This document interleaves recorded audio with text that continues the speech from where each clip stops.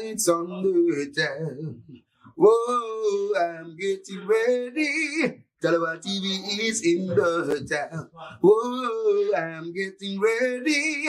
Got a corner on the telephone. Yeah, this is the Ocean of the Messenger, and you're watching Tallawah TV with the host and best. So Davis, take it away.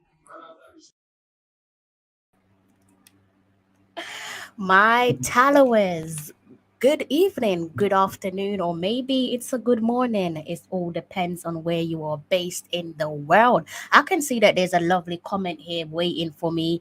Okay, and it says up and running. You are absolutely right. I hope the boys are up and running tonight. Karumi, thank you for your comment. Looks like we're getting something from this game. Attack down the flanks. We need to at this point, don't we? Definitely need to show up tonight and produce a respectable results. I'm feeling quite depleted. I think the way I'm going into this game tonight, guys, against Costa Rica, I'm pretty sure you're fully aware of that. And I'll bring up the team sheet in a minute. Way I'm approaching this one tonight, guys, is I have zero expectation. And that way I can safely secure myself for whatever is to come. I cannot predict what could happen tonight. Possibly we could go one extra and get 3 points from Costa Rica. Last time round, we actually tied that game 1-1 with Shaman Nicholson pulling the equalizer. So hopefully this time round we'll have our firing boots or shooting boots on and we can secure all 3 points. Big up yourself, Karumi. How's your day going, Karumi? Let me know. How's your week been so far? Mr. Galaxy, big up yourself, Mr. Galaxy. You guys know what I'm about to do. It's pretty much the usual. Let me try and see if I can find a way of watching tonight's game. And hopefully, we're not going to experience any difficulties. We did experience a few difficulties on the last live stream. I'm hoping tonight will be something more positive so that I can sit here in peace and give you guys some good commentary. Let's see what Karumi is saying. I think before I get into anything, I need to get this team sheet up for you guys. I can see on my clock that we have 6 minutes until kickoff. If you're based in the UK, you're 6 minutes away, or I should say we're 6 minutes away from 12 a.m., taking us one step closer to the weekend. So I need to get up the team sheet and see what's what. And actually, it can make life a little bit more easier for us all. Let me pop over to Twitter. I'm about to give you guys the team sheet. I'm going to put you on a shared screen in a minute. Just be patient and wait with me whilst I bring up the team sheet. Here we go. Let me go back over here and put on my shared screen briefly for you all. Shared screen. We need to play for 90 minutes and more. We absolutely do. Okay, guys, let me just take down Karumi's comments and also my comment as well so that you can clearly see what's on screen over on Twitter. So here we go, guys, with the starting 11 against Costa Rica on home soil at the office being the National Stadium in Kingston, Jamaica. So we have Andre Blake, Javane Brown, Mariappa, Greg Lee, Pinnock, Richard King, Bobby Reed, Ravel Morrison, Devin Williams, Andre Gray, and Michael Antonio. So we're going full attack up there with Andre Gray and Michael Antonio. Hopefully they can find themselves on the team sheet. And on the bench, we have Powell, Walker, Johnson, Burke, Flemings, Miller, East, Stewart, Peter Lee, Vassell, Lawrence, and also Knight. They make up the bench. Let me pop over to see what you guys are saying in the comment section. Matter of fact, let me bring up my banner for those of you who are wondering what tonight's stream is about. Let's see what Karumi is saying. Let me take off this shared screen quickly so I can read what you guys are saying in the comment section. As thin yeah, and if that is the case, then we're going to need to win tonight, aren't we? Love this team and love the system. We should Are you saying that you like the team and we should use it, or are you saying you like the team and we should be used to the system? Okay, let me try and go over and bring up that team sheet for you. Bring the team sheet, bring up the game. Looks like I'm in luck compared to last time round where I was experiencing a couple difficulty. Looks like we're all set because I can see the National Stadium. I don't believe the teams are out, so the teams are probably in the tunnel making their way to the pitch, but we look all good from my end, thankfully. And let's hope that should not be happening. I shouldn't have nothing that's coming out of my speaker, so let me sort that out before I find myself with a copyright claim. Bear with me there, guys. Let me just see that I'm all connected. My end. Again. Oh, choose. Okay. Okay, I get you. Yeah, I'm all connected. I'm not sure why it's playing through the speaker. That shouldn't be happening. But anyways, guys, we are 3 minutes away from kickoff, so let me know how you guys are watching the game. And if you're trying to find a way to watch it, then maybe myself or someone in the comment section can help you out. So Karumi is saying that he likes the team, guys. If you want me to read out the team sheet once more, then do give me a shout and I will pop over to the JFF Twitter account and read out the team once more. Also, let me know if you want me to address the elephant in the room. I'm pretty sure you're fully aware of what that elephant is in relation to one of our players and social media, that social media platform being Instagram. So do let me know if you want me to address the elephant in the room, either on this stream or on an upcoming stream. So guys, I can see that both teams are coming out at the office, coming through the tunnel. And it should be playing with some sort of sound, but there's nothing at the moment. That should improve later on. You see that I'm not doing nothing wrong from my end. We need to go out there and have fun. We seem too tense. I mean, the last two games, one was against Mexico, the other was against Panama. I think in terms of being tense, you kind of expect that when you're going up against one of your biggest rivals, that being Mexico. So I think it's expected when you take a few things into consideration, despite the fact that we were playing on home soil. Hopefully this time round we'll see what Karumi is asking for in the sense of the guys going out there and having fun and enjoying the game. We need to wipe shame out of our eyes.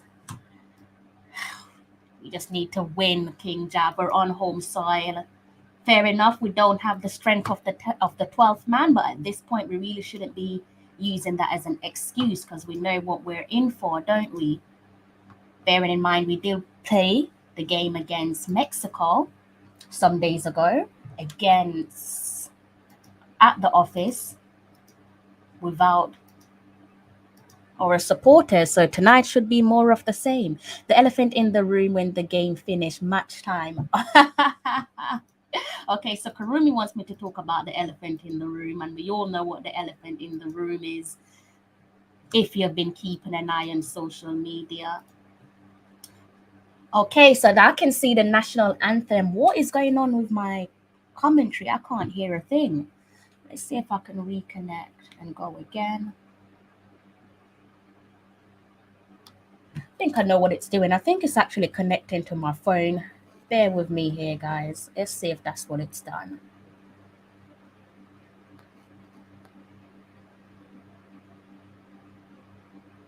Yes, it did. I figured so. So the game hasn't started yet because all I can see at the moment is the players singing along to the national anthem of Costa Rica. And this should be followed by the national anthem of the black, green, and gold. Right, all connected. Thank God. Getting a little bit concerned.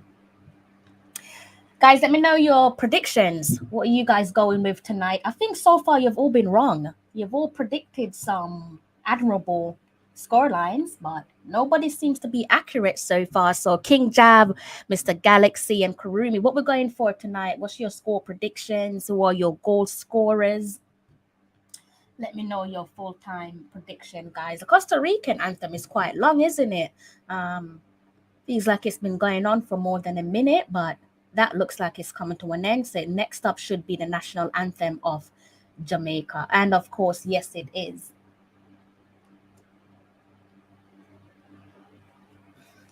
Two nil Jamaica. Okay. Gray and Michael Antonio to score. So you're going for a clean sheet. Would love a clean sheet. I think the defense of Jamaica, and also Blakey as well, the skipper, owes us a clean sheet. So that would be great, Karumi, if we could manage to secure the 3 points and also do it with some style and pattern, that being keeping a clean sheet on home soil.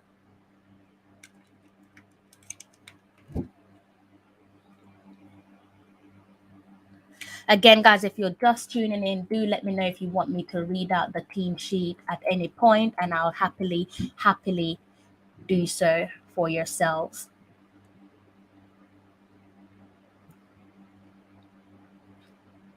Right, so that's it for the national anthems of Jamaica and Costa Rica. Next up, we should be minutes away from kickoff.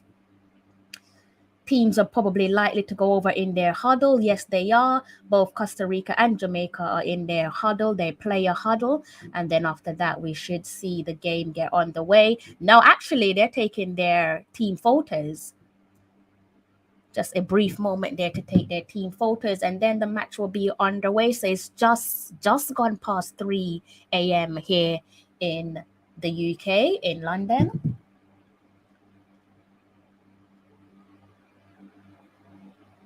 And let me know where you guys are watching the game from as well. Always like to know where you guys are watching the game from, so do let me know. And he deserve it. He deserve it, doesn't he? Brought in to replace Damien Lowe, who we know picked up a red card, straight red card, in the home game against Mexico. So here we have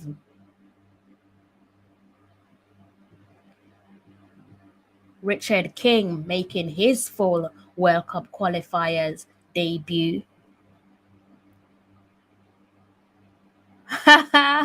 Ravi, I don't think I've asked you where you're based, so that one's quite interesting. How's your week going so far, Ravi? How you feeling? What's your prediction for this one? You're probably not gonna get you're probably not gonna get this one on point. I'm not sure if you gave me a score prediction for the last 2 games, but so far, all predictions that's come through has been far from accurate. So there we have it, guys. Both teams have wrapped up their team huddle. And we should be seeing some football any moment now. I think this is probably how I should approach all games, just having limited expectations and then seeing where that takes me.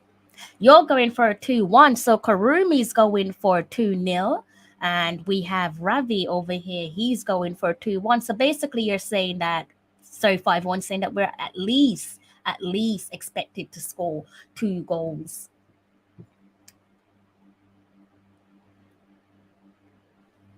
Good day to yourself. It's an early morning for me, just gone past 12 o'clock, and the match has kicked off, guys. We are on the way at the National Stadium in Kingston, Jamaica, for those of you who are wondering. And at the moment, it is Costa Rica on the attack. On the ball, I should say. My apologies. Good day to yourself. How you doing? How's your week been so far?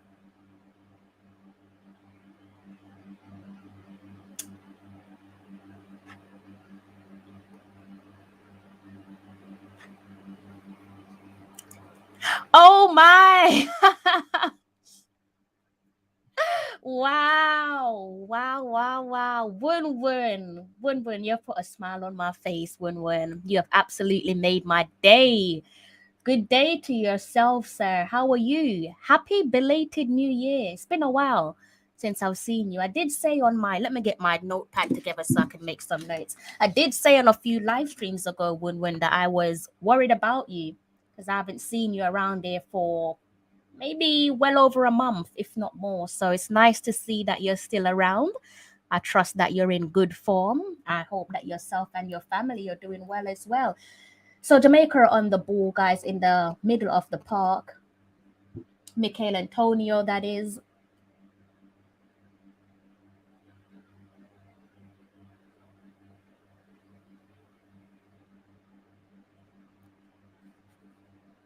Patience, from what I'm seeing so far, guys, maybe patience.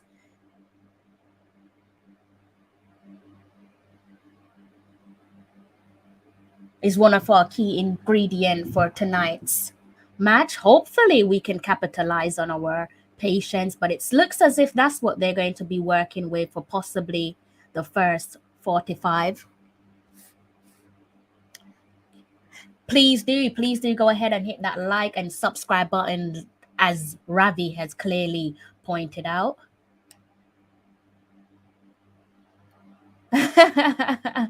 trying Wun, trying. I have to smile for you guys, don't I can't sit here with a straight face and not smile. Definitely always have to smile for you guys. What's your prediction, Wun? What prediction are you going with? How are you feeling so far? I trust that you've watched the 2 previous games, that being Panama and also Mexico as well. What do you make of those 2 matches? What's your expectation for the duration of our World Cup qualifiers? Hopefully we will pass the ball better today. If the shape is right in midfield, we should be better. We should do, given the fact that we're on home soil. Last time round against Panama, it ended 1-1. Just to remind everyone, with Shaman Nicholson scoring the goal for us. So this time round, I'm hoping that we'll go a step further and secure maximum points. But so far, it seems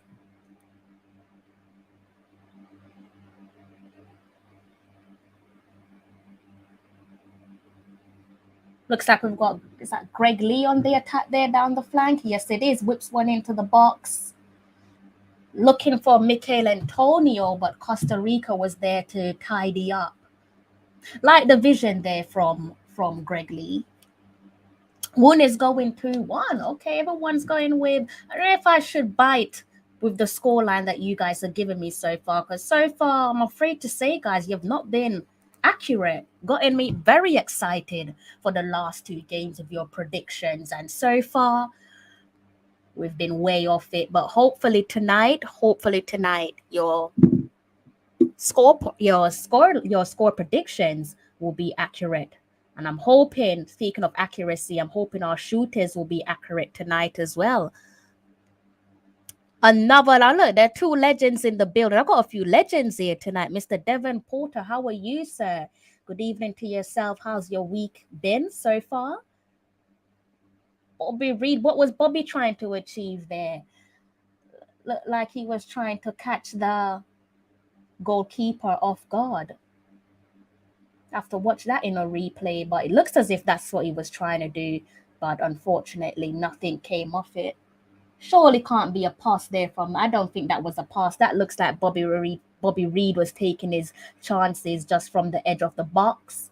But the execution was slightly off. The performance every game has been terrible under Paul Hall, but I'm hopeful for today. Yes, it's a tricky one so far, isn't it, Wun? If we're focusing on the current gaffer being the interim head coach, Mr. Paul Hall. Huge task. He came into this. I think he was quite honest with what to expect in his first press conference when he was announced as the interim head coach. He didn't give us any dreams, didn't try to sell us any dreams. It was clear, gave clarity, gave transparency, and you can only respect and appreciate the way in which he's tried to communicate with us. But I think that if we did get off to a good start with Paul Hall as our interim head coach, it will be easy for us to forget that we're nowhere near where we should be. And I think it will be a matter of us simply papering over the crack, as I've mentioned numerous times on multiple live streams. Was hoping, though, that we would tap into our honeymoon period. But it doesn't look like we're going to get one, but who knows? Football can change in a blink of an eye. So who knows? Maybe there's still that chance for us to shift gears and tap into our honeymoon period. But first, we need to get on the score line, and we also need to sort out our defense. Defense has been leaky over the last couple of games.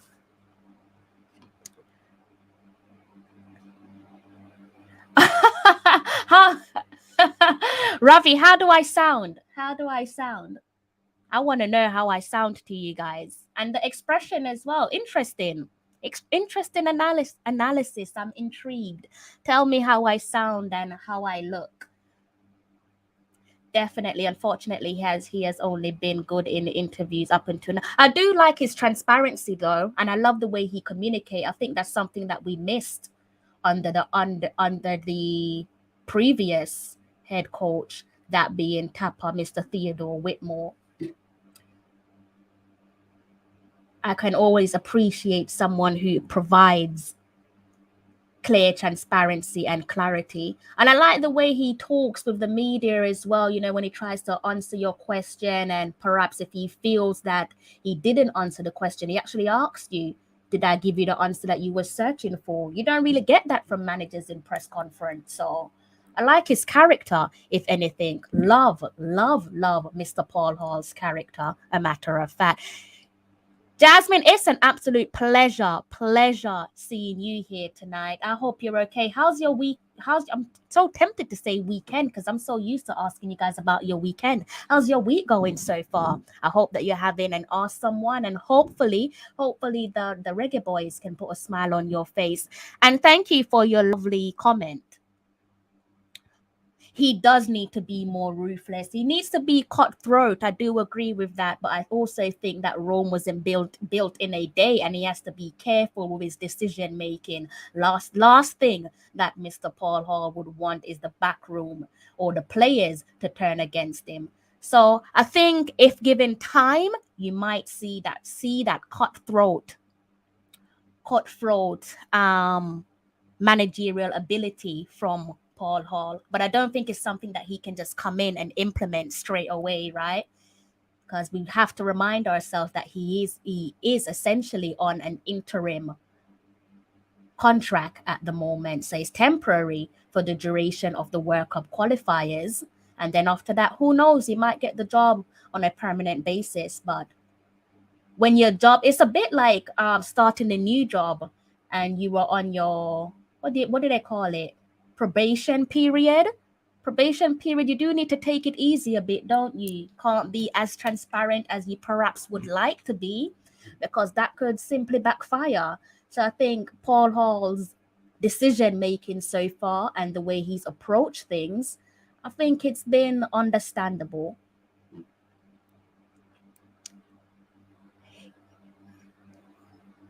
Okay, his style of play. Okay. I hear you. Yeah, me too. He is good with the media. He is definitely a likable man. But football is quite ruthless.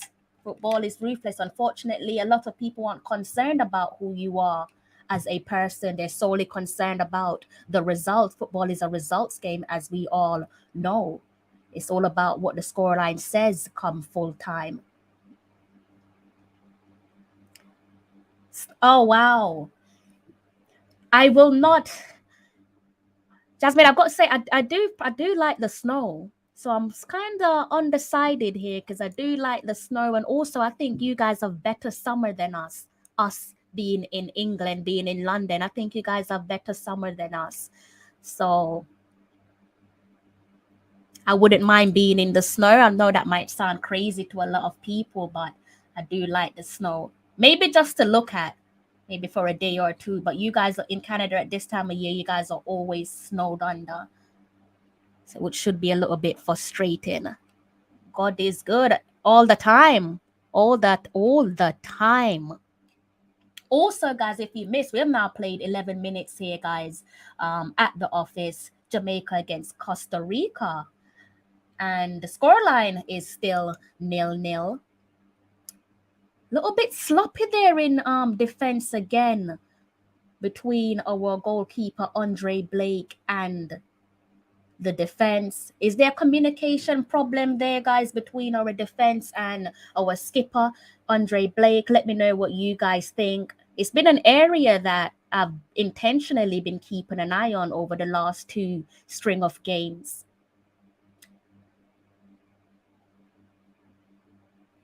Good opportunity there, but that one went straight in the hands of the Costa Rican keeper. Again, Greg Lee, almost like he's trying to pull magic out of thin air. Who do we have? Devon Speedy Williams, guys. 12 minutes on the clock, and he has unfortunately found himself in the referee's book, so he now has to tread carefully for the duration of the game. Yeah, I mean, that was a clumsy challenge there from Speedy. Let's see what true that Paul Hall is the man for the job, I believe. I think bare minimum he deserves chance. He deserves a chance. Bare minimum. But also, and this is not just for Paul Hall, it depends on what the JFF have in mind. It's that ability, that willingness to set people up for success, be it Paul Hall or the next manager or next head coach that comes in on a full-time basis. It's no point just giving them the players and giving them a job role and say, create magic. You have to get into the habit of setting them up for success. Ooh. Bobby Reid found himself in an excellent position there. Looks as if it is Greg Lee that's pulling the strings there from the flank, guys.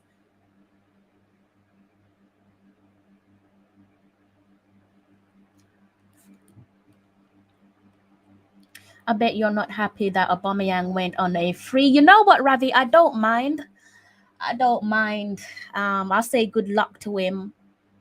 Good luck, because at the end of the day, it's not my money, is it? Would have liked to have seen him exit the club with a transfer fee attached, but you know, if those people at Arsenal, the decision makers at Arsenal, can have a peaceful sleep, then so can I. If they don't worry about that transfer fee, then neither will I. So let me know what you guys make of the game. Devon Williams with a shot from long range. That looks like it took a deflection there. Yes, it did take a deflection. Devon Williams from long range with a shot at goal, and that took a deflection. So it's a corner to Jamaica. 14 minutes on the clock. It is Jamaica 0, Costa Rica 0. Come to Canada and you will get...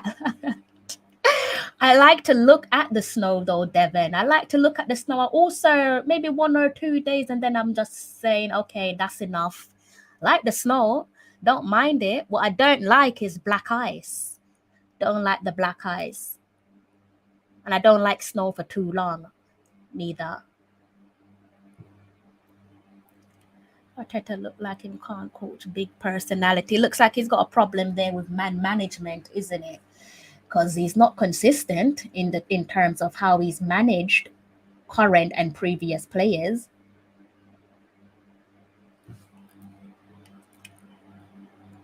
Okay, now you know what? Big up the Mexicans. I've had a few Mexicans who have tuned into my live stream, and they've been quite positive. And I did say on my Mexico versus, or my Jamaica versus Mexico live stream, that those guys have created a soft spot for Mexico. I usually look at Mexico, I still look at them as our main rivals, or one of our main rivals, the other being USA. But their fan base so far, the ones who I've interacted with, have been quite pleasant. So they got Mexico. And I look forward to playing you guys again in the near future. We do look much, much better there, Karumi. We do look much better. We look like we're playing with patience. And it also looks like we're thinking as well. That might sound a little bit odd for some of you, but sometimes we make decisions that don't really make much sense. But it looks like there's a lot of thought process going on between the boys on the pitch.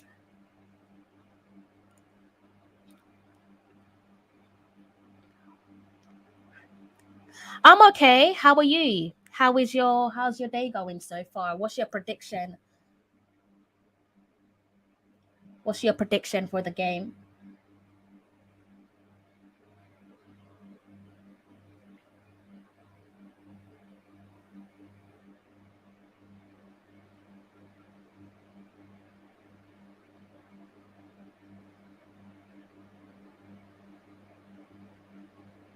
17 minutes here on the clock, guys, and the scoreline remains the same. It is still 0-0 between Jamaica and Costa Rica. Jamaica playing on home soil at the office being the National Stadium.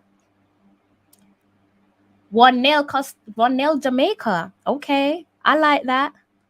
They are look better. They look more at ease in comparison to the last 2 games.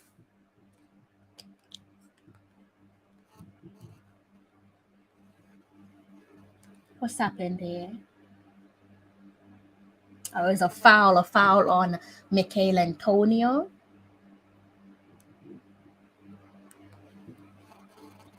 Again, guys, if you are just tuning in and you want me to share that team sheet with you, then do let me know and I'll be more than happy to do so. It's good to see a team come to the National Stadium and look like the away side for once. Usually we have a habit of giving them a little bit too much respect, and that could only result in us looking like the opponents as opposed to the hosts. So that's a positive sign. Jamaica 1-0. You're going with Jamaica 1-0. So okay, you guys are all positive in the comment section. That's great. I hope you're all right. I do hope you are all right.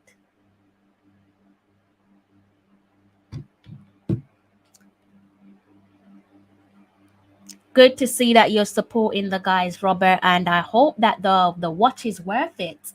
I hope that you can see the boys in black, gold, and green secure 3 points tonight, maximum points.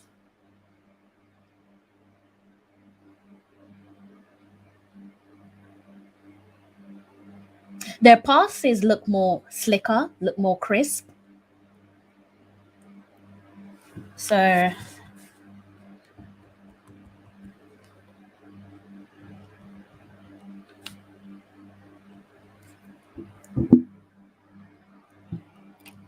2-1. You're saying 2-1 Jamaica. Okay. So pretty much what everyone has been saying in the comment section so far. They're all going with a Jamaica win. That's good. I quite like that. So another foul in Michael Antonio. At some point, the referee is going to be a little bit more, has to be a little bit more disciplined with his approach here. And this is nothing new when you play against teams like Costa Rica. They're bound to be a little bit extra physical with you. Who's that? Oh, he cleared it.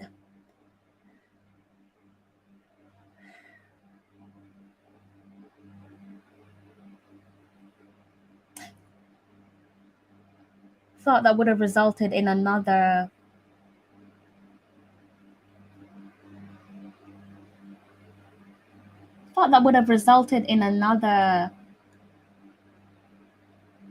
corner, but it looks as if the referee has blown his whistle for a challenge from Michael Antonio in the box. So that didn't result in what looked to have been a corner for Jamaica.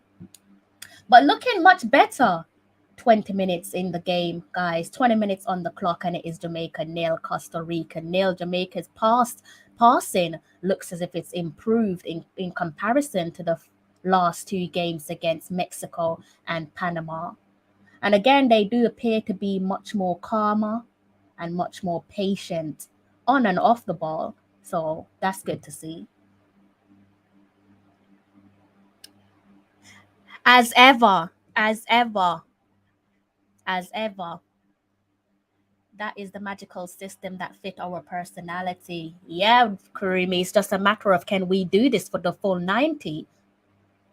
That has always been the question, right? That is when fitness is called into question in terms of full match fitness.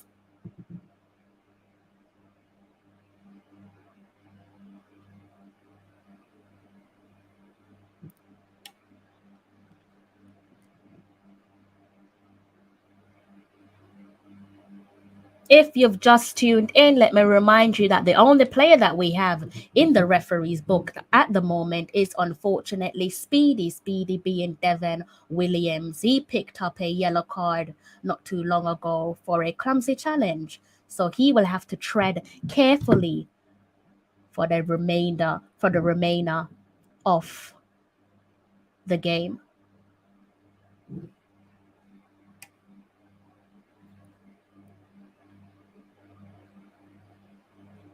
Also, guys, before I forget, do let me know if you want me to address the elephant in the room. If you've been keeping an eye on social media, in particularly Instagram, you will definitely know what the elephant in the room is all about in relation to the Reggae Boyz and a particular Instagram post that came out Monday, I believe. So do let me know if you want us to dive into that, because I do have my own opinion. More than happy to dive into that Instagram post there. Or I can do this on a separate live stream for you guys on a separate day. Greetings to yourself. How are you? How are you doing? Roberto, big up yourself, Roberto. We have 5 changes. That is where the coaches make their money. Karumi. I hope so, Mr. Cool. I hope we can do it. Greg Lee's fiery there on the flank, isn't he? He's won Jamaica a direct free kick from a dangerous position there, guys. Close to being inside the box. He's been, for me, the standout player so far in terms of forward thinking, trying to pull the strings. It's like a live wire, Greg Lee. Bit of a shame that they didn't make that challenge in the box, isn't it? So Jamaica's won themselves a direct free kick quite close to the Costa Rica box. Just outside the edge of the box, it seems. Yes, it is, and it is Ravel Morrison that's standing over the free kick. I fancy this one going straight in the back of the neck. Hopefully, Ravel Morrison can deliver. Ooh, what a save! What a save! That was a lovely free kick.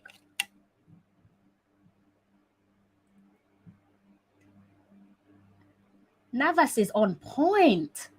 Another save. But I'm liking what I'm seeing, guys. Definitely liking what I'm seeing. 2 fantastic opportunities. I think it's arguably Ravel Morrison's efforts. I'm in favor of Ravel Morrison efforts. That was through. That was going right on target there, guys. Navas doing his goalkeeping duties. Double save within seconds there from Navas. Question: what are Jamaica realistically achieving under the manager and current players? That is a question that I'm going to have to think about there, Ravi. I'm going to think about that question. Respect comes to mind. If you're talking about galvanizing the nation, they've just broken through our back line. Ethan Pinnock has come over and done defensive duties, and I think he needed to on that occasion. Yeah, in relation to your question there, Ravi, I think respect comes to mind automatically if you're talking about trying to galvanize the nation, be it the fans on home soil in Jamaica. Nothing came of that corner, by the way, guys, for Costa Rica. If you're talking about galvanizing the nation in Jamaica and also galvanizing the Jamaican diaspora across the globe, then respect is a good place to start. Because at the moment, I'm sure you can identify that there's a clear divide there where the 12th man is concerned. Obvious divide. It was a fine delivery from Morrison, and that's what you want from a player like him. You want to see more of that. You also want to see goals and assists tied to his name. That's what you expect when you bring a Ravel Morrison into the team with his playing abilities and what we know of Morrison in terms of what he's capable of. Yeah, that's what I think at this point. I love your question. I'll get that up, and guys, feel free to chime in and answer this lovely question here from Ravi. Question: what are Jamaica realistically achieving under this manager and current players? I'm saying at this point it's quite basic, really. And if you're not a fan of the Reggae Boyz, you're thinking respect.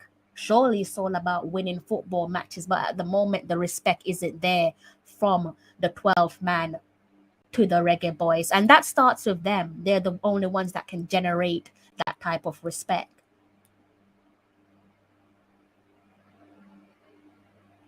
Greg Lee's he's playing well, guys. My favorite player of the first half so far. I don't know who you guys have been keeping an eye on, but I don't need to keep an eye on this gentleman, Greg Lee. He's showing up at every given moment. Ethan Pinnock down there as well. Another corner here for Jamaica, and Greg Lee is standing over the corner kick.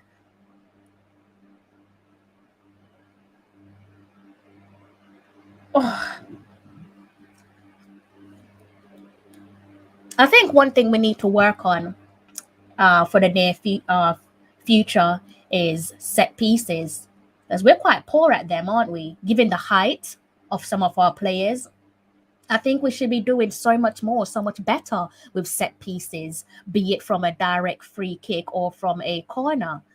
It's another weak area for a game that I personally think we need to sharpen. You should do some Prem games watch along. That would be.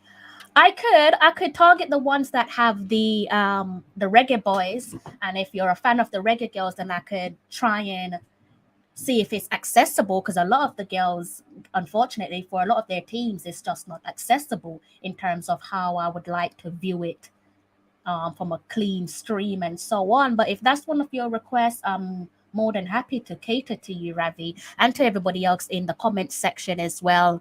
Mr. Antonio Facey. It's an interesting name. Good evening to yourself. Let me know how you guys are feeling, guys. 30 minutes on the clock, and it's Jamaica 0, Costa Rica 0. We are looking much better in comparison to the last two games. Last two games being against Mexico and against Panama as well. I won't read out the results from those two games because I'm pretty sure you're aware of the full-time score. And if not, then I'm trying to stay positive, trying to keep you in a good mood. So please don't ask me to read out those score lines. But at the moment, we're looking well against Costa Rica on home soil. Home soil being the office being the National Stadium in Kingston, Jamaica, for those of you who are wondering.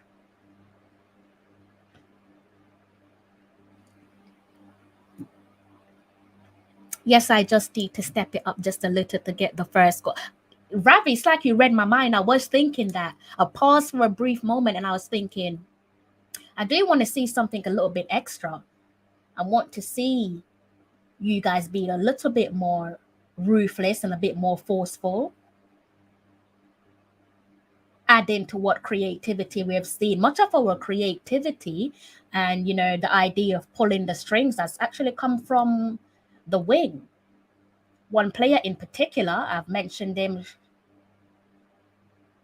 not too long ago, that player being Greg Lee. Ravel Morrison on the ball. Greg Lee down the flank again. One thing they need to do as well, I know it's just qualifiers at the moment, but please, like, put the names of the players on the back of their jerseys. Even someone who watches them so religiously, I'm still having to squint to identify the players. Obviously, that comes with access to the game and your method of watching the game. But if you're trying to sell Jamaican football and you're trying to bring in a new crop of audience, how are you going to persuade them when they can't even read the name of the players on the back of their jerseys? Good to see Costa Rica have the names etched onto the back of their jerseys, as they should, even with it being a qualifier.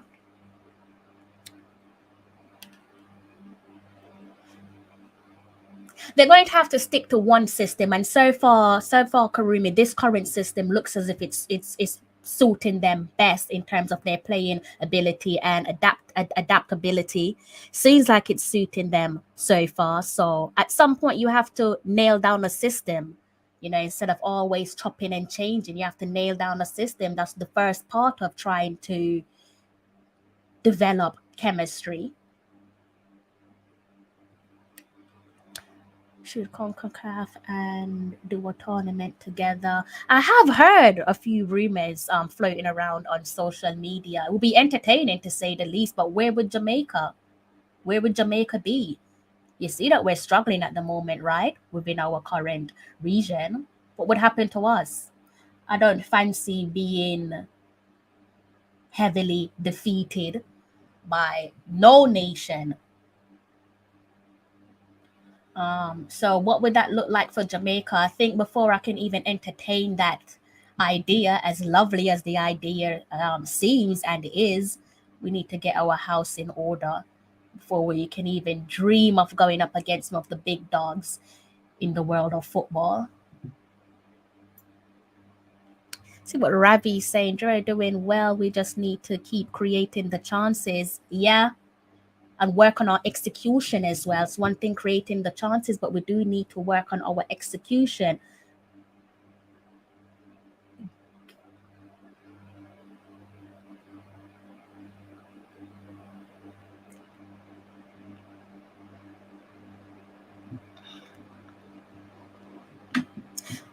They look more decisive as well, guys.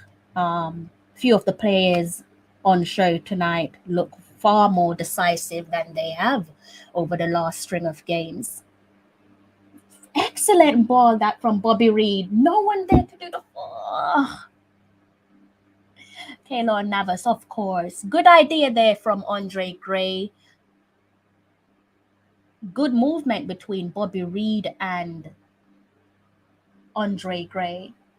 Or would he have been waved offside? It looks as if he was a tad bit offside there, Andre Gray. So maybe, even if that resulted in a goal, that cross there from Andre Gray, he might have been waved offside. Costa Rica with a chance, but that's safely in the hands of Blakey or a skipper in goal. And it looks as if the problem man there could have been Joel Campbell. We know all about Joel Campbell and his roots, don't we?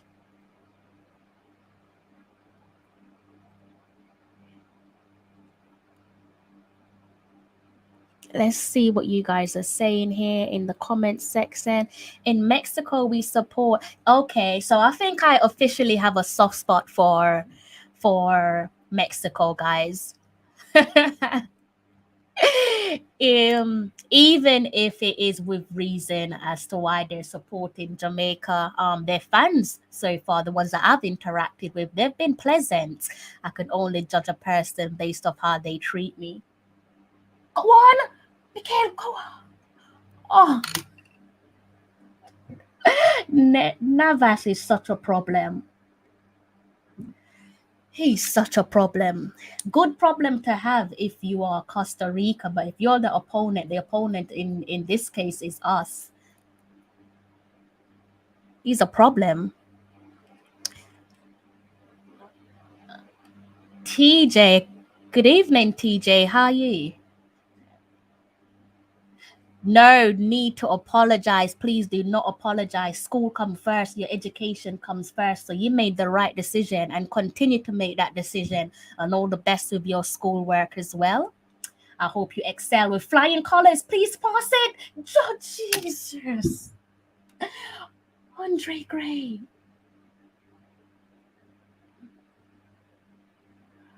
Oh, God, we came so close, guys. Another warning shot there from Jamaica to Costa Rica. Again, Andre Gray involved up top. Okay. Big up yourself, Travis. How you doing? How's your week been so far? What you saying there? Hope you guys having us. Hope everyone in the comment section is having a splendid day so far, and hopefully it will get better with a good result against Costa Rica here on home soil. Unlucky not to be ahead. Better today, much better today. 1-1. Maybe it's you. Maybe it's your presence that's brought us some luck. Your social media presence. Because we weren't like this a few days ago, 1-1. So maybe it's you. Like Ravi said, guys, do go ahead and hit that like and subscribe button, especially if you're new to the channel. If you're new to the channel, do hit that subscribe button. I will greatly appreciate your support. 1-1 is the big dog. I am so happy to see him around. Always puts a smile on my face. So happy to see him around. I was worried about you, 1-1. Was seriously worried about you. And that just goes to show how powerful you are, because I'm sure I'm not the only one in the YouTube space who was concerned about you, your no-show. Hall has learned some basic things he was missing until now. Players collecting the ball instead of everyone running ahead of the ball. Players doing their job, sticking to the basics. Hopefully, we've knocked on that door more than a handful of times in the first 30 minutes so far, but Costa Rica's also got in through our back door. Thankfully, nothing came from their opportunity, but that just goes to show that they can create threats if given the opportunity. Thank you. I did say, I'm glad that you've said that actually. I'm quite proud of myself. I did say I'll make some improvements where my thumbnails are concerned this year. So thank you. Lets me know that I'm doing something good. Qualifiers should if only Travis. Travis, if you have a brown envelope and you know anyone who is in charge of how these qualifiers are played out, then please do your job, sir. Getting Ravlo on the ball as much as possible is smart. He's the one that control the game for us. Control the tempo of the game, 1-1. Pinnock is quite high up, and that's a fantastic run from Pinnock. Bobby Reed again. It's just looking a little bit sloppy there, guys. With our final decision making, all seems as if we're getting a little bit ahead of ourselves. We need to calm it down a bit because we're doing all the other bits just about right in terms of pushing, trying to be creative, trying to attack.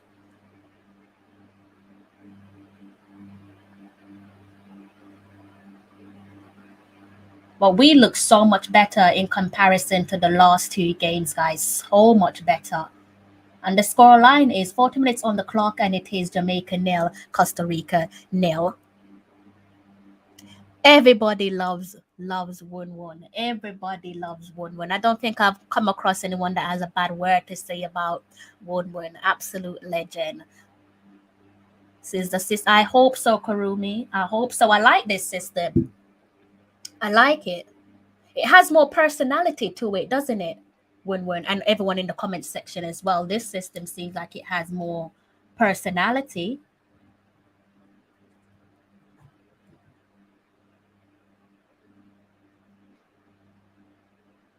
Well, Morrison there. Michael and Tony, that one, did it hit?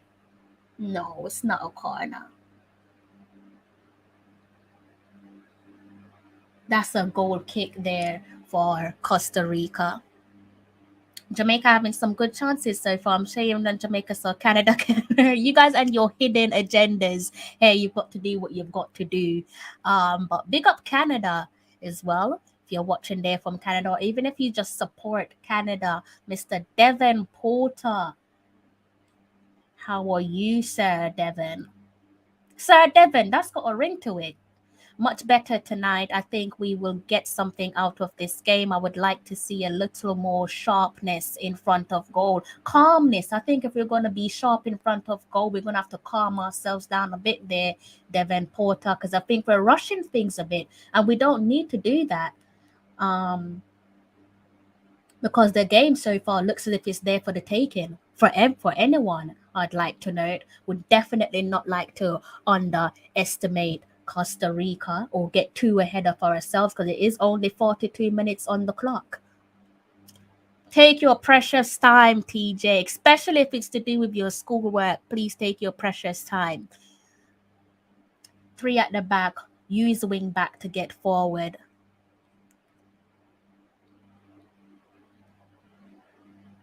Question: has Hall found the right balance in this team selection going into the... It appears so far. So far, so good, Ravi. So far, so good. I know we've got Karumi in the comment section saying that he thinks that this is the formula, this is the system that Jamaica should work with going forward. Hard to argue against that, because even a player like Bobby Reed's having more personality. That's a cracking save from Navas. Hit it! Oh!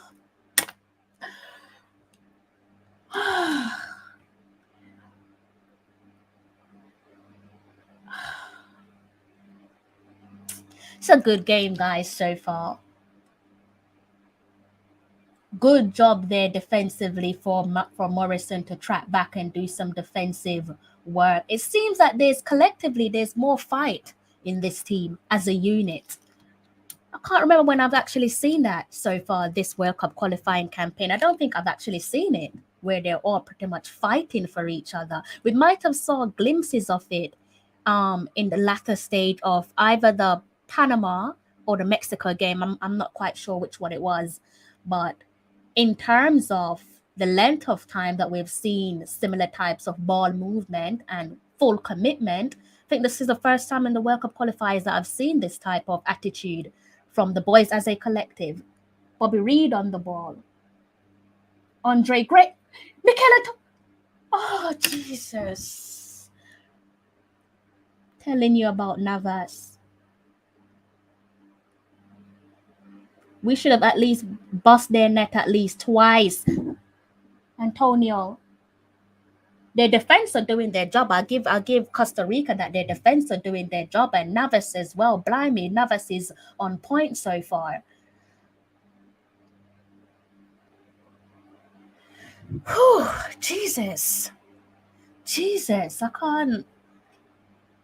This game is getting me a little bit too excited. I need halftime to. We're 1 minute away from what should be the end of the first 45. Depending on whether or not we're going to get added minutes there, guys. Yes, I do think that it is Karumi. Good to see that we're on similar page here. Like I said, the personalities there. That's one of my notes from the first 45. Being decisive. We can visibly see that there is a personality being shown. at present. And also the passing looks much more crisper, much more sharper than recent games. See what you guys are saying. So there's a quick water break. I need to take a water break at some point. I will be taking a water break at some point. So as expected, we only have 1 minute of added time, and rightly so, because I don't recall any injuries there in the first 45. What a tackle. That was a brilliant tackle there. And Keylor Navas again. I'm just watching a replay there, guys, with excellent takedown from Michael Antonio to chest that one down and to put it at his feet. But unfortunately, the defense of Costa Rica are right on point. This is what I said. Ravi asked me a question earlier on in terms of paraphrasing what we're hoping to achieve at this point. And I did say respect. And at the moment, they are definitely earning respect, the Reggae Boyz. This is what we want to see. Halftime has just, the referee has just blown his whistle for halftime there, guys. And on the clock, it is Jamaica 0, Costa Rica 0. A few smiles on the faces of the players. I can see the camera focusing on Bobby Reed. They have every right to smile so far. They can hold their heads high for the time being because they do look more like a team. I don't think I've Michael Antonio shaking his head there. So that's what I want to see. That tells me that there's disappointment on his behalf. And he would be disappointed because he had more than a handful of chances fall to his feet, fall within his reach. And unfortunately, Navas and the defense of Costa Rica has popped up when called upon. But so far, I think they're looking good. Let me go through the comments and see what you guys are saying. Costa Rica, Canada use a good system from day one. Yeah, it's all about the system. You have to figure out your system. Yeah, I agree. Composure in front of goal. Richard King, where $50 million, he can walk into any Premier League side. Is that being biased there, Travis? Because the Premier League is no joke. Not disputing his ability at all or questioning his ability, but the Premier League, I think arguably Premier League is the best league in the world. People, Costa Rica team is not good. I wonder how they have so much points. Getting the job done, all that matters is what the scoreline says at full time. And so far, they can hold their heads high for the time being. Canada is the Cinderella of this tournament. It absolutely is. Beautiful way of summarizing it all there, Mr. Cool. King officially replaced Damian Lowe. That is coming from Mr. Travis. Let me know if you guys agree with what Travis has said there. In case you're wondering, Damian Lowe is actually not part of today's squad, and that's because he picked up a straight red card on home soil against Mexico a few matches ago. We find the system magical, this system as we are. I love it when Karumi's happy. Karumi's happy, I'm happy, we're all happy people. And I'm going to lean on what Karumi has pointed out there. Heavy emphasis on the system. The system seems to be more flavorsome and it suits our playing ability. And it seems that this system, you can use this system to maximize individual potential. And when you combine that as a collective, you're bound to win, right? Or you're bound to produce respectable results. Any game changes that can come off the bench and influence the match? Excellent question, Ravi. I think that's a good time for me to bring up the team sheet again. Bear with me, guys. Let's head over to Twitter and see if we can bring up the team sheet again. Let me do a shared screen with you all. And And Ravi, let me just pop your question back down in the comment section. Let me remove one of my banners and let's head over to Twitter quickly. And this was a starting 11 that started the game. Let me just point out that Mr. Speedy Williams, there he is there, the number 22. He's on a yellow card for a clumsy challenge in the first 45. So we have the skipper, Andre Blake, Javane Brown, Adrian Mariappo, Greg Lee, Ethan Pinnock, Richard King, Bobby Reed, Ravel Morrison, Devin Williams, Andre Gray, and Michael Antonio. And on the bench, we have Powell, Walker, Johnson, Burke, Flemings, Miller, East, Stewart, Peter Lee, Vassell, Lawrence, and Knight. Now, in terms of what Ravi said there, let's bring up back Ravi's comment. Ravi, if I'm not mistaken, he touched on creativity. Where is Ravi's comment?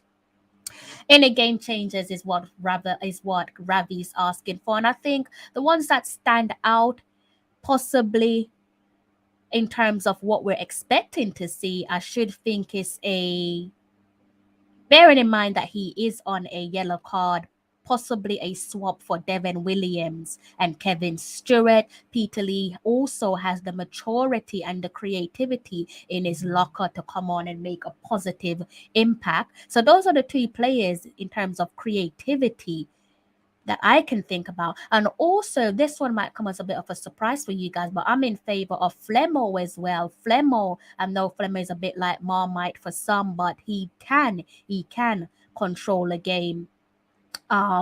If he's banging form and his headspace is right, he does have it in his locker to control a game. I think he needs to get the balance right though, because the argument is always with Flemo is that he's a tad bit too selfish. But maybe tonight we need someone who is selfish.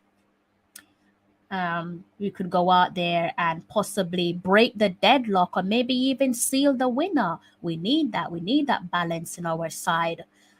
Can you identify a player who they would deem in the starting 11 that is perhaps a selfish player in a good light? When you say selfish, it doesn't always have to be negative. I can't really identify anyone if I'm being honest. But if you throw Flemo into the mix, you probably get a different style of play in terms of decision making in the final third. Okay, so let me bring that off. Let me go back over here. I'm not sure why I've done that. Okay, so let's go back down here. I need you guys to give me maybe 2 minutes so I can just do something quickly. But before I rush off, let me just see what you guys are saying. Got something in my eye and it's giving me a bit of an irritation, so I need to have a look at what that is and then I'll pop back on screen. What channel is the game on? Ravi, are you on Twitter? If you're on Twitter, or find me on Twitter or on Instagram. Find me on Twitter, Ravi, Tallawah TV, and I'll share a link with you. Wunwun is saying much better, need to be beating this Costa Rica team. It has been much better. The shape of the midfield has been much more sensible. Keyword right there, guys, is what Wunwun ended on, and that's sensible. So with that, I think what Wunwin is saying is the balance is right in midfield from what we're seeing so far. Ravel is a different level to the other midfielders. That's always been the argument there with Ravel Morrison, isn't it? Beautiful game, best first half I've seen so far. We should be leading the Costa Rican like 3-0. It should be a hammering for Costa Rica, but they're still in it, and that's what happens when you have a world-class goalkeeper and your defense is doing its defensive duties. Hard to break down, but hopefully for the Costa Ricans, hopefully their luck will run out in the second 45, because sometimes the difference of a full-time result and the difference between shared points and maximum points is a stroke of luck. So hopefully we will be in the driving seat, whether it be because we fully deserve to be in the driving seat or whether it's a case of deserving to be in the driving seat added with a stroke of luck. So should be an interesting second 45 coming up, but I don't think there was any negatives there, not from what I'm seeing in terms of how the players have been playing. So in terms of substitution, if I go back and look at that again, I'm thinking possibly the substitutes that might come into this game is Stewart and Flemings. Or we might even give Corey Burke a shout, but I'm thinking it might be a Stewart, because we do have to remind ourselves that Williams is on a yellow card at the moment, and we know that referees, match officials, aren't exactly our best of friends. We're not best of friends with match officials, be it in the CONCACAF World Cup qualifiers or any other competitive match for that matter. I can't even remember the question, Ravi. It was it was about the substitute. I hope I answered it well enough. Big up yourself, Romania. Wow, that's a first. What time is it in Romania? I'm quite surprised that you managed to find my stream.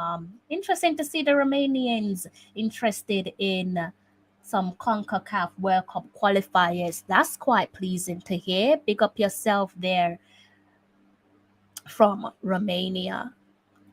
J. Russ, good evening to yourself, J. Russ. I saw that you was following me on Instagram and I wasn't following back, but I have followed back now. I think I followed you back some days ago. So my apologies there, J. Russ. It was not intentional at all. Good night to yourself. J. Russ is saying, Ravel is bossing. Excellent. Greg Lee, we can all echo that all day long. Bobby Reid looks like his usual self, doesn't he? We haven't seen Bobby Reid in this type of form for an extended number of matches, really. Safe to say, not since the World Cup qualifiers has gotten underway. So, yeah, positive signs there from Bobby Reid. Looks like he's loving his football. He's enjoying his football. But for my standout player for that first 45, I think you've definitely touched on him is Greg Lee. And I can see there you've said that Ravel is bossing it. King is learning, and what a way to learning on home soil in a World Cup qualifier against Costa Rica. The Costa Ricans not making it easy for us at all. Fantastic game for him to learn from. Brown is doing what he does. Gray is letting us down with his passes though.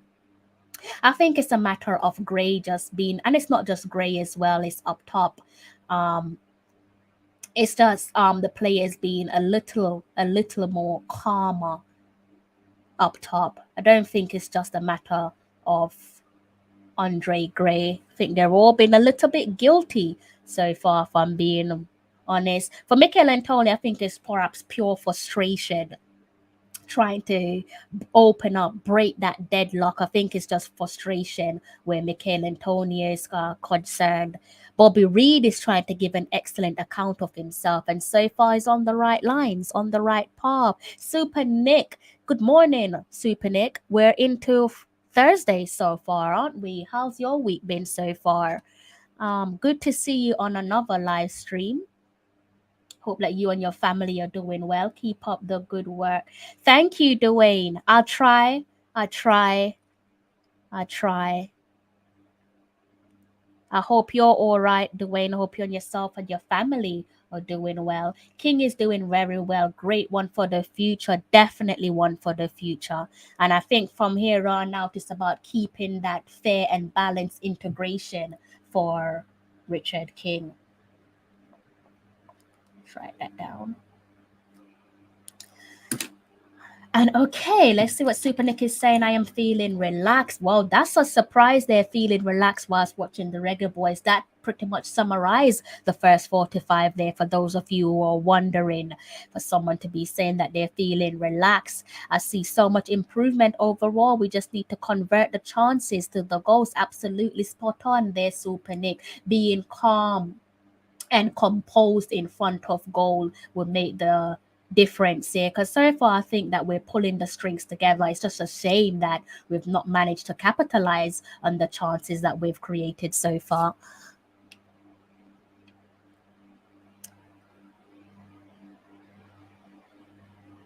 Elvis, you're going to have to make me bring up my Google Translate with that one. I can see the teams back out, so let me try and see whatever is in my eye, because it is irritating me, guys. The teams are about to come back out, so let me just try and wipe my eyes quickly. And I'll leave up Super Nick's comment, and I'm going to just turn off my camera just for a brief period. Teams are the teams are walking out from the tunnel, and so far I can only see Costa Rica. So do bear with me, guys. Just a quick 10 seconds.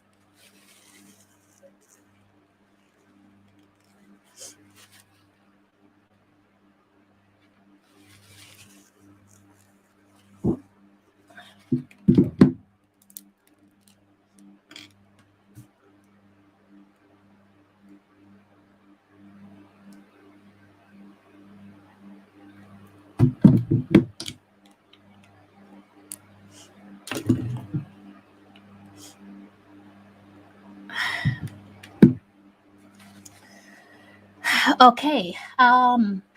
Didn't really miss much there, guys. Teams are in their huddle. So far, the camera is focused on Costa Rica.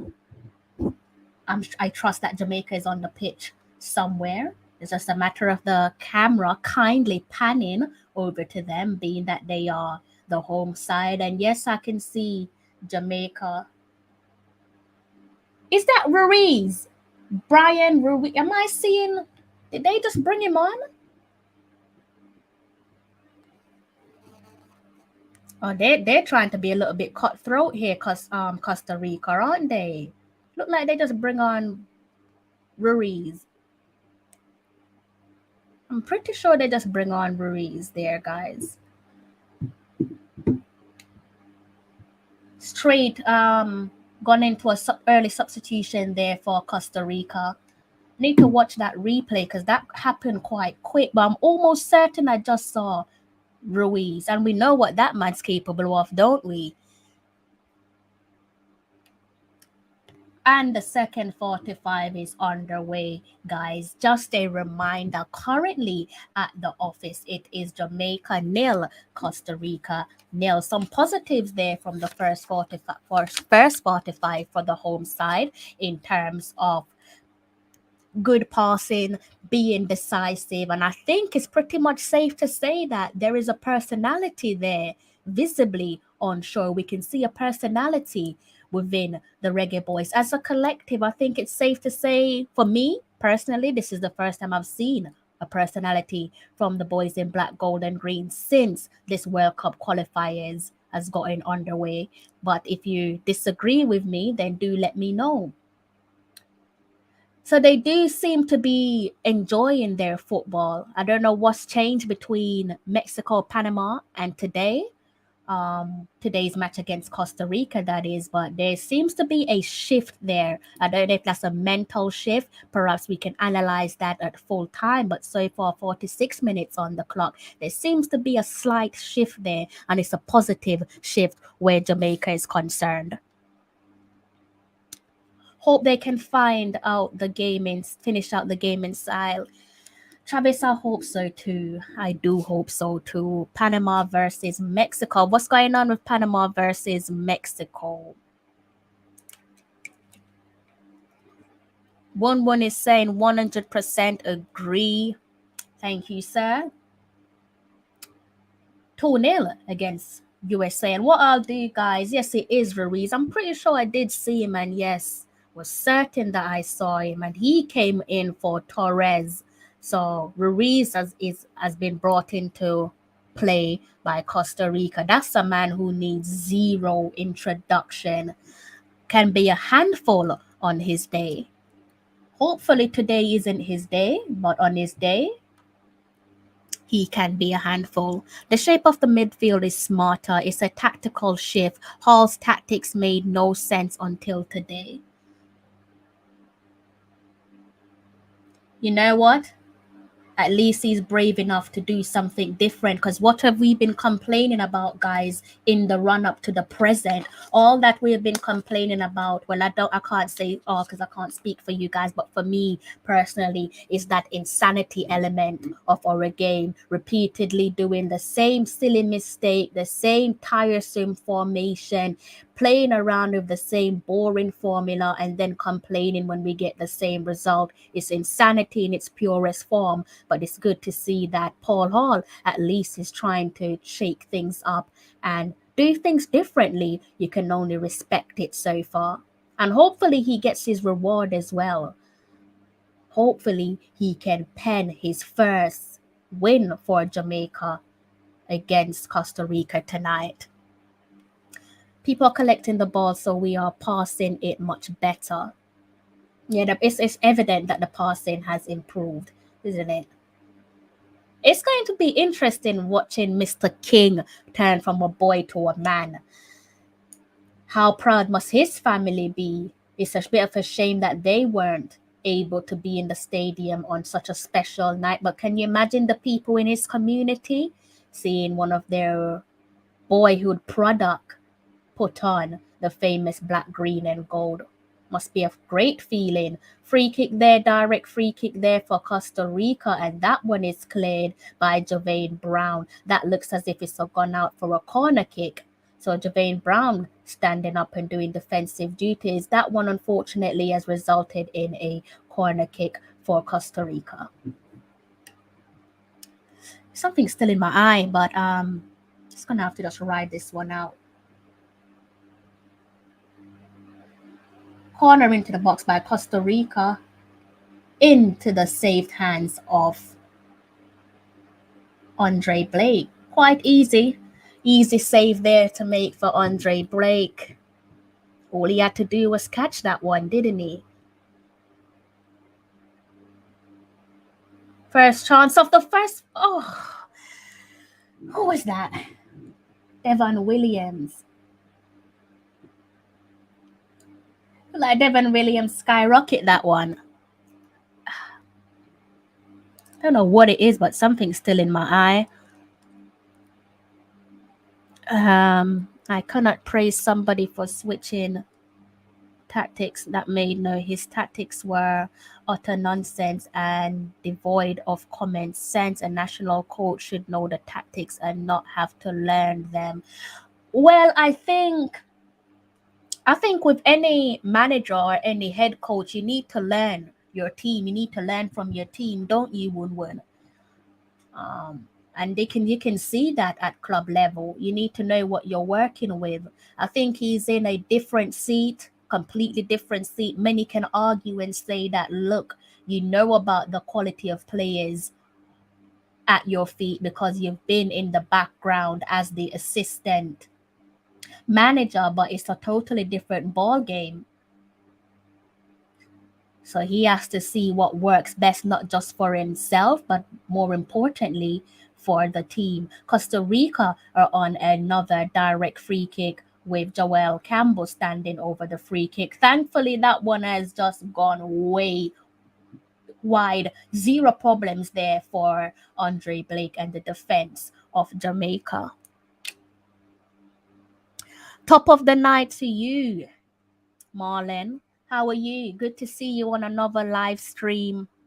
Definitely good to see you on another live stream. So I think there's so much there. Just going back to your comment, Woon, there's so much there to sort out with this Reggae Boyz squad.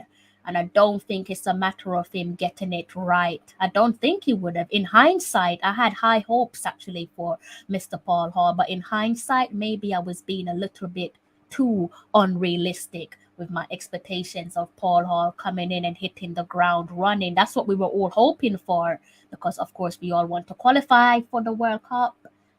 Bobby Reed. Yeah, guys, we all want to qualify for the World Cup, so sometimes we can be a little bit unrealistic with our no.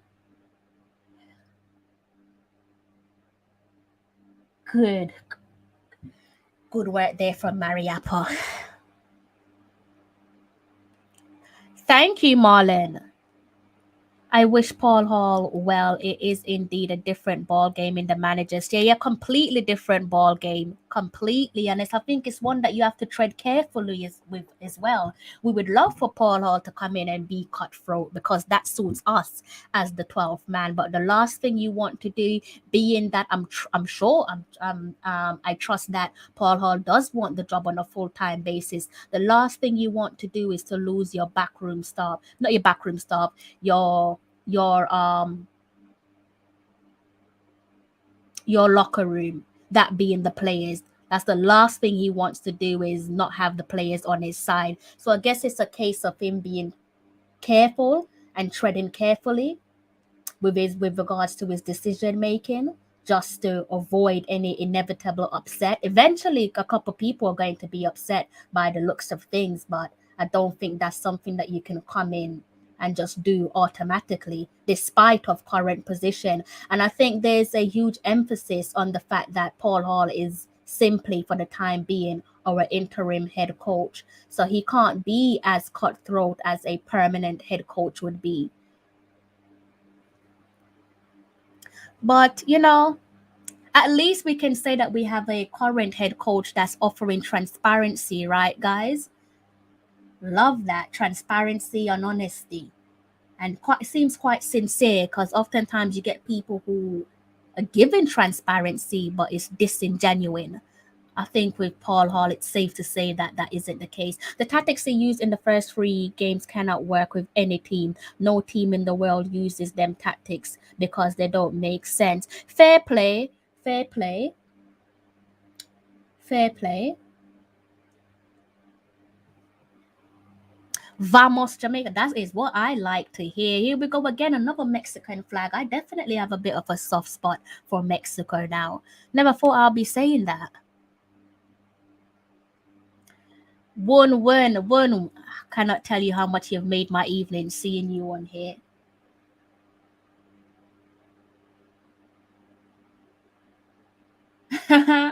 Commentator calling Michael Antonio. So let me know, 54 minutes on the clock there, guys. Just a reminder, it is still Jamaica 0, Costa Rica 0. We're approaching that 1 hour mark. And safe to say, the Reggae Boyz are looking like the home side. That probably don't make much sense to you if you're not a Reggae Boyz fan, but if you are a Reggae Boyz fan, you should definitely know what I mean when I say we're looking like the home side, considering we are playing at home. Very different to what we've seen or what we saw against Mexico on our home soil some games ago.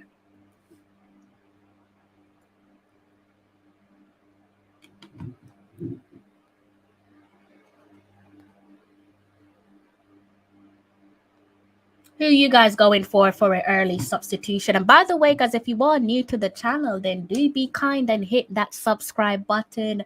If you don't feel to hit the subscribe button, then bare minimum, do go ahead and hit that like button for me, please. Brian Ruiz there. Martinez.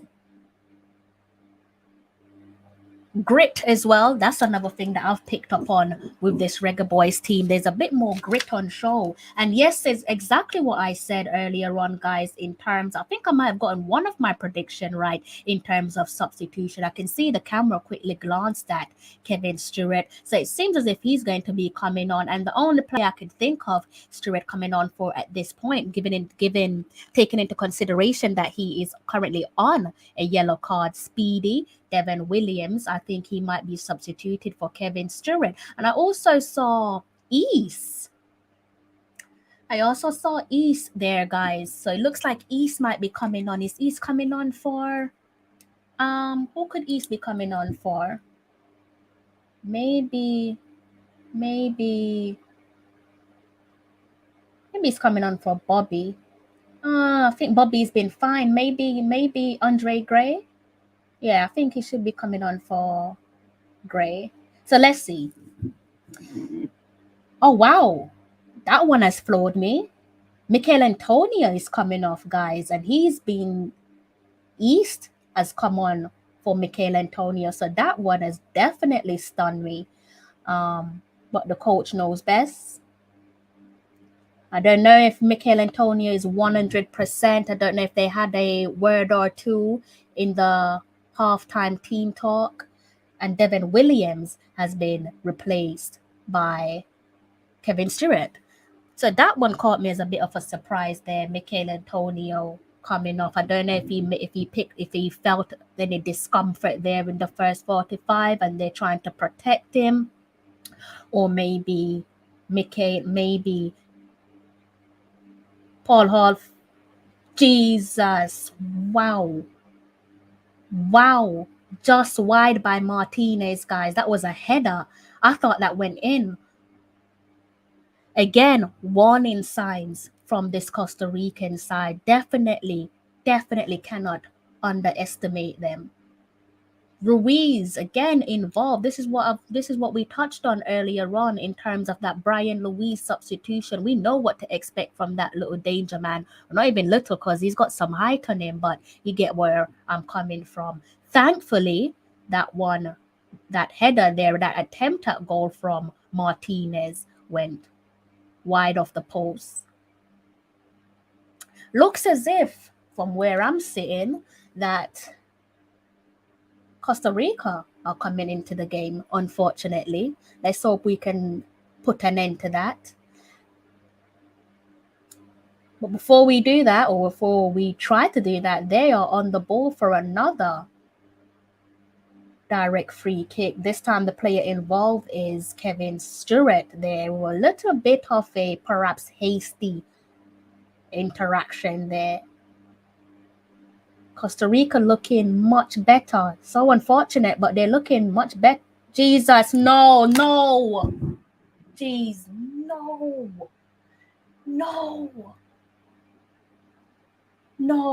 Oh, God, guys, looks like we've conceded a penalty. And this, please do go back and watch my, obviously not right now. Please do go back and watch my thoughts on Kevin Stewart and the way we integrate Kevin Stewart into matches like games against Costa Rica at this stage of our World Cup qualifying campaign. And it will make a lot of sense, I think, at this point. We conceded a penalty. So Costa Rica from the penalty spot.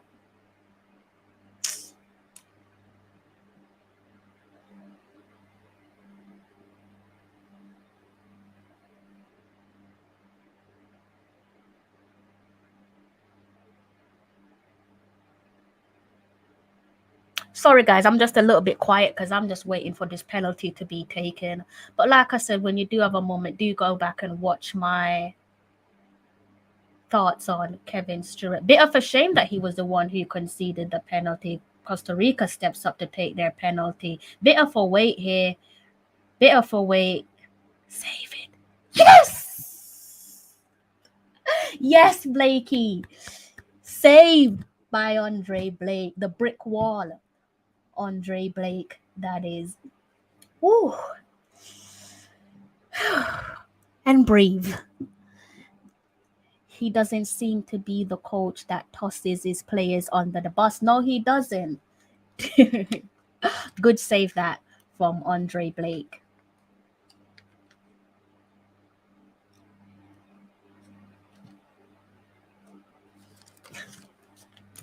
Love that.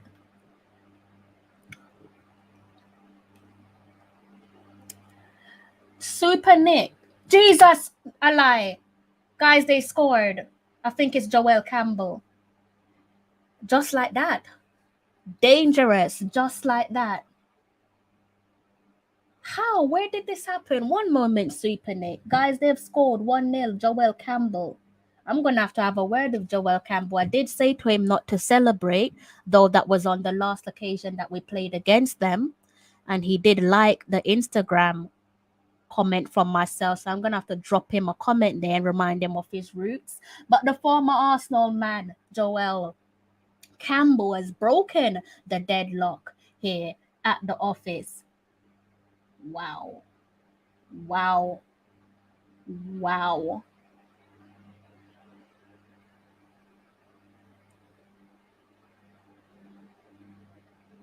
This one might just go to VAR, guys. It might go to VAR. Let's just wait and see. Happened so quickly. I'm not even sure. Not sure what went on there. Literally straight after the penalty kick. It's not being reviewed, guys. I thought VAR was going to review it, but it's not being reviewed. Joel Campbell broke the deadlock to take Costa Rica ahead 62 minutes on the clock. I think it could be a matter of man management with Stewart as well. He's not used to these types of football at this level. Let's put a huge emphasis on the importance of each game that Kevin Stewart finds himself in. It is a World Cup qualifier. It doesn't get much bigger than that, does it? Not unless you're playing at the World Cup itself. Huge burden on your shoulders. Huge burden when you make your debut. The burden intensifies when you're playing at home, on home soil. You don't want to put a foot wrong, even if your players, your teammates around you, are calm, cool, and collected.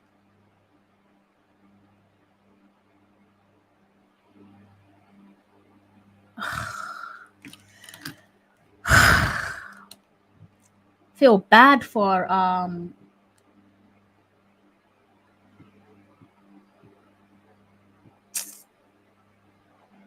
feel bad for us, but feel bad for Blake as well. That was a good save there for the penalty. But yeah, I think with Kevin Stewart, it might be a case of man management as well, and the importance of each game. It's a game where he pretty much has to show up and give an excellent account of himself because of the hype around. One, his call up, him accepting the call up, him making his debut, his quality, what he brings to the team, and also it being a World Cup qualifier. Oh, Bobby Reid. Costa Rica. I think we can still get something out of this game, guys. It is 65 minutes on the clock. We are standing over a corner. Bobby Reid has put himself in some good positions in this game.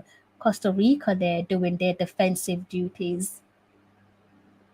Ooh, ooh. Oh. Bobby Reid, oh my God.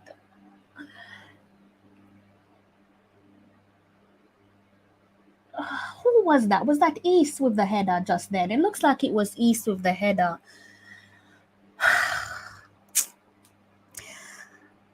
I've gone from feeling quite comfortable to feeling uncomfortable. You've got the big man, the gaffer. Okay, so it was Bobby Reid that whipped it into the box, whipped it onto the head of East. That wasn't even on target there from East.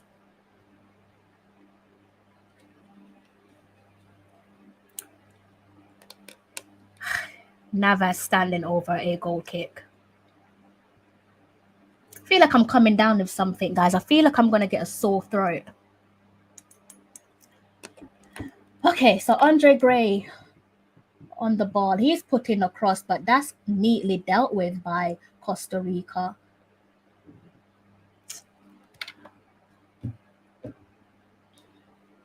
You guys have gone quiet. Why is that?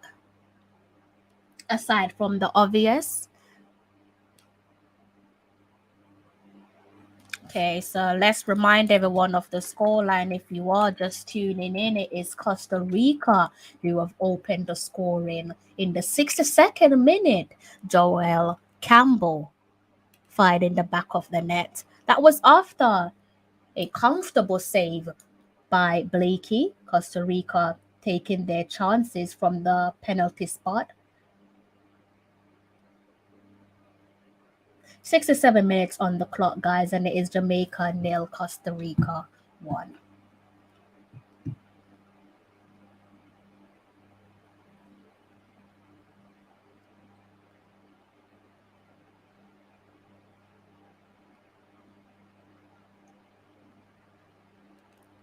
Who is the second substitution? What substitution are you guys going with?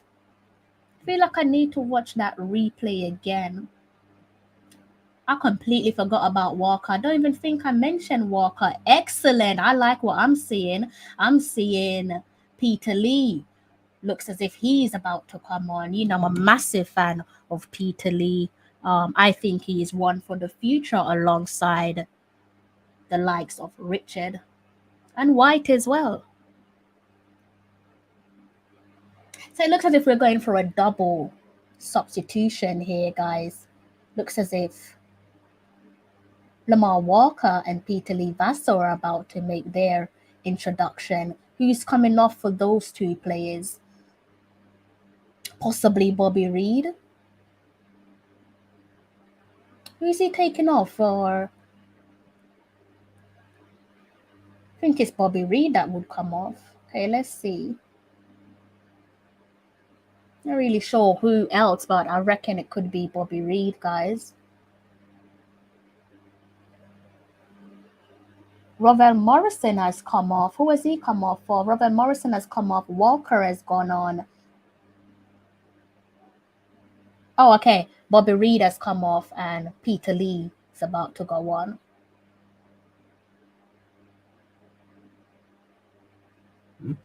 Okay. You guys have gone really quiet in the comment section. I don't like that, guys. I prefer when you all speak with me. We've got Costa Rica standing over a direct free kick. Whips that one into the box. I'm definitely coming down with a sore throat. I don't know how that is. I've not left my house in a few days.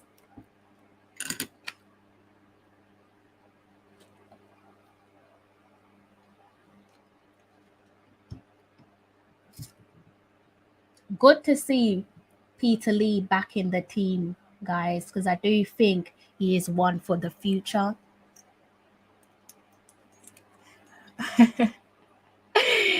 Fresh. Good evening to yourself, Fresh. How you doing? Salt, bud. Fresh. You summarize it beautifully well there. All that hard work undone in the blink of an eye, right? Walker on the ball. Javane Brown whips it into the box. No one there? Greg Lee. Peter Lee Vassell.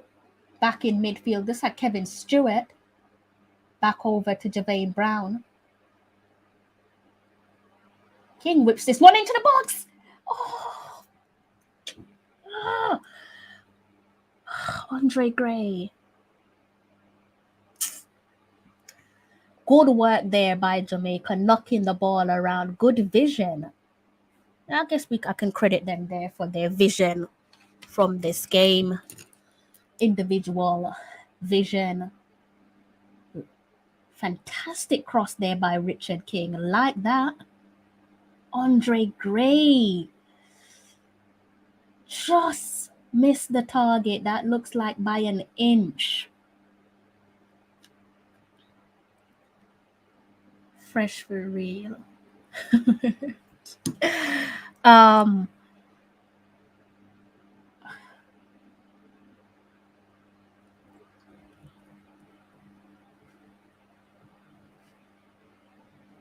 Here's a question for you guys. In terms of getting that balance between the youth and the senior players, who are you guys keeping? And I say, who are you guys keeping in terms of the senior player? Because at the moment, there's quite a few youngsters on the pitch.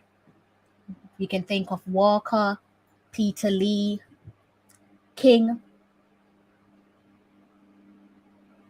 Who are you guys keeping for the future to get that balance between youth and experience? Because surely going forward, we're not just saying solely put your trust in the youth. Sounds like a great idea, but I think you also need senior experience to polish off that balance.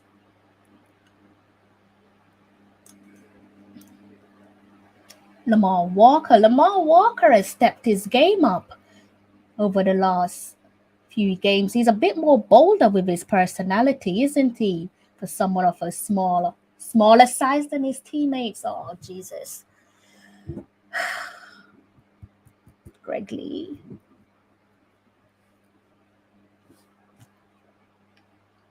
Good night. What happened to Corey Burke for a sub, guys? Brown, Lachlan Brown. Sir, I wish I had the answers for you. I really do wish I had the answers. 73 minutes on the clock, guys. It is Jamaica 0, Costa Rica 1. So as I've said before, guys, let me know your opinions on how best to maximize our potential with the inclusion or the integration of our young crop of players together with the senior players.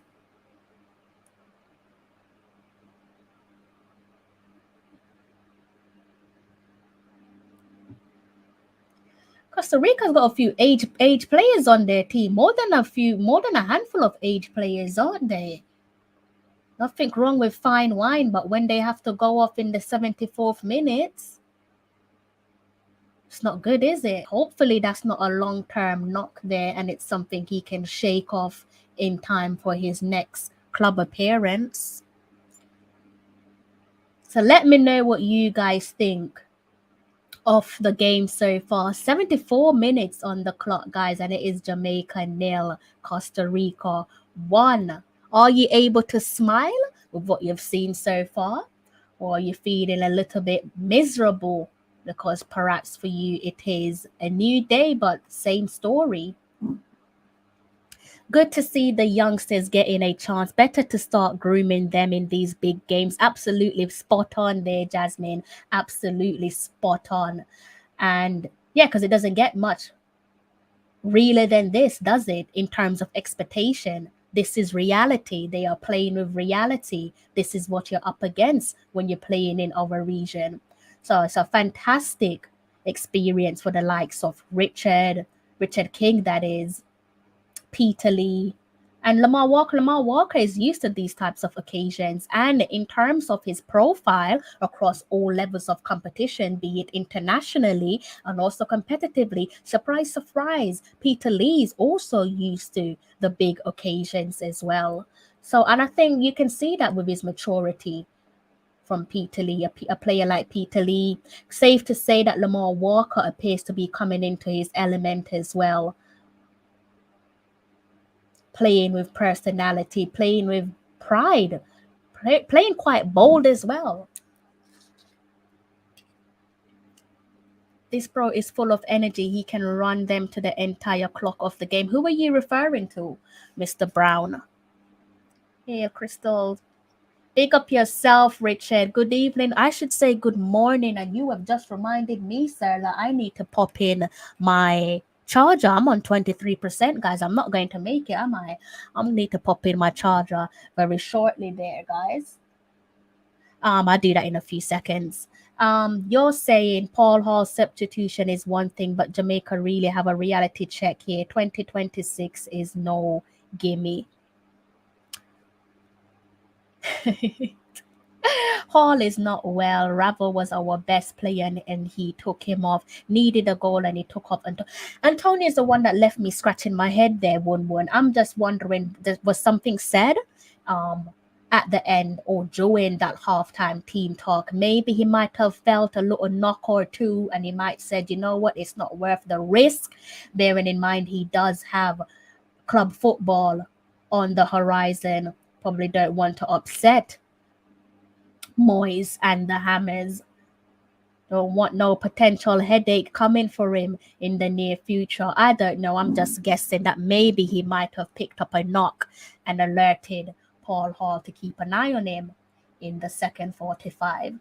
Because yeah, that one did shock me a bit. Seeing Antonio come off for East. No disrespect to East, but it is Michael Antonio that you're up against. Yeah, exactly. That one, I'm left scratching my head. That again, not trying to downplay East, but that one did. I did not predict that one at all, and I don't think no one did predict that Javon East would be coming in for Michael Antonio. One may argue less. If you had said a Corey Burke, there would still be an argument, mind you, but one might argue less. But let's see how the rest of this game pans out, because who knows, East might just stand up and find that equalizer. So let's see how this one pans out. 78 minutes on the clock, guys, and it's Jamaica trailing by 1-0. Richard King pulling the strings. I love this guy's maturity. Lamar Walker again being a bit bullish there in defense. I love these young guys. I like their attitude. I like their boldness and their braveness and their maturity. Good to see young players who are mature and able to stand up to the task on hand. That's right. That change in to stay connected. That's right. Get that charging. Oh. I do need to. It's so far away, yet so close. Oh, God, I'm going to have to go and get my charger, guys. Shame I can't just snap my fingers and everything's, like, connected again, right? But, yeah, positive signs there is centered around the youth. Some mature ballers there in the come up for the near future. And these are the guys that we will be looking. I say we, I mean the head coach, be it Paul Hall or whoever it might be, that walks through the doors and sits in the chair of the head coach on a permanent basis. Surely he's going to be looking to build a team around the next crop of players, the next generation, looking ahead to the next World Cup qualifying period and beyond.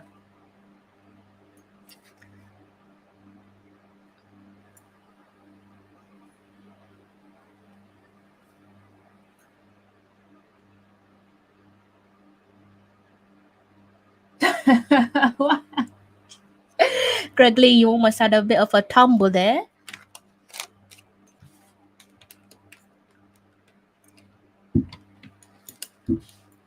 Eight minutes on the clock, guys. And we still haven't managed to find the equalizer. But the opportunity is still there.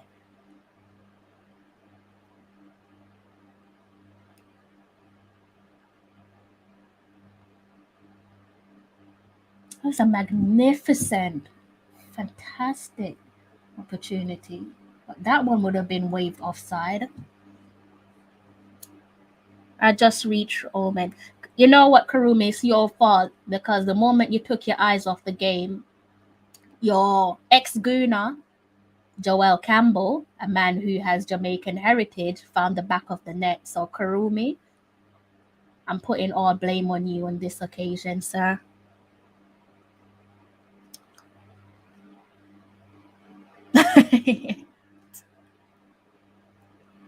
What's going on in the other games? I'm going to be bringing up Antonio. I'm going to be looking at the other games and also the table before I close off for the night. Almost, let's say, 1:45 here in the UK. Costa Rica on the break. Joel Campbell up top. Twisting and turning.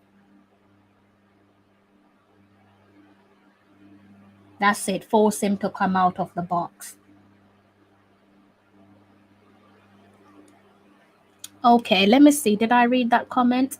Them used to call stadium the office. Now it's Mickey Mouse Clubhouse. Why, Adrian? Thank God you're not inside the stadium.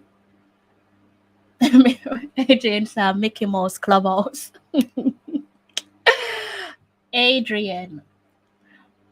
They are mature for real, but they need to score to equalize there. Yeah, some positives there looking ahead to the future. These young crop of players that we have, they are mature in every sense of the word, and bold. Got a boldness about their character, which is quite pleasing to see. Good ball, Dad. Come on.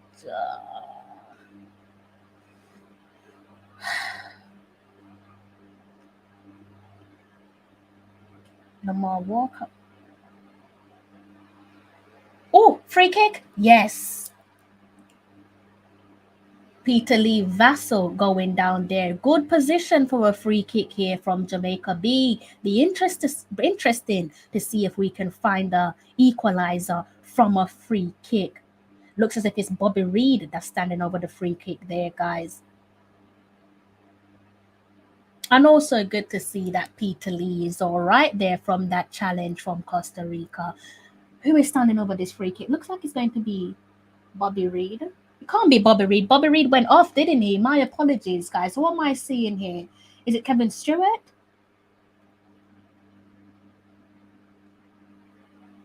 Let's see who's standing over the free kick. Oh, Peter Lee. Because of the hair, Peter Lee. Of course it is Peter Lee standing over the free kick. Oh, right through the wall. The wall has done its job there, guys. Peter Lee's efforts.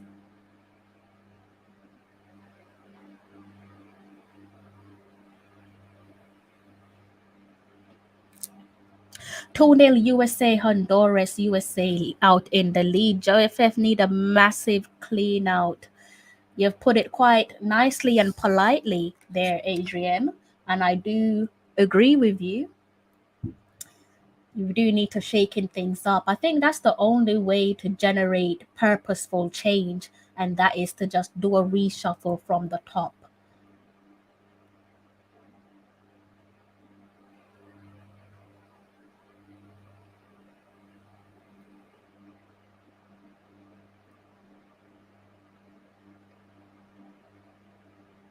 It was an easy save from a header there. That was an Ethan Pinnock header. Fair enough, he was out quite deep, so that was an easy save there for Navas. 5 minutes of normal time. That excludes, my apologies, that excludes any potential minutes of added time. Possibly, bearing in mind the substitution, we could see between three or 4 minutes, I think, of additional time. But that remains to be seen. 85 minutes on the clock. It is Jamaica 0, Costa Rica 1. JFF, like Manchester United, is a mess and them need to root out the main problem, which is administration. Nail on the head there. Nail on the head there, Adrian. Cannot argue with you, and I don't think no one in my comment section would argue with you neither. We need to even have name. And Kurumi, don't get me started. I've mentioned this so many times. It's an absolute joke. Whatever happened to look the part? I understand that it is simply for the JFF, those who make the decisions, the decision makers that is said. And you know what? Actually, come to think of it, it actually speaks volumes. Because in my mind, you're thinking it is just a World Cup qualifier. So why bother with having names on the back of your jerseys? I think that speaks volumes in terms of how they viewed our World Cup qualifying campaign. It's not that big of a deal to them, is it? The evidence is right before our eyes. Can't really argue with facts. Honduras, USA leading. I need to go and check on that game in a minute. It's so sad that Blake bailed us out and we couldn't capitalize. Literally, as soon as he bailed us out, we dig a hole for ourselves. And Costa Rica came over and covered us up.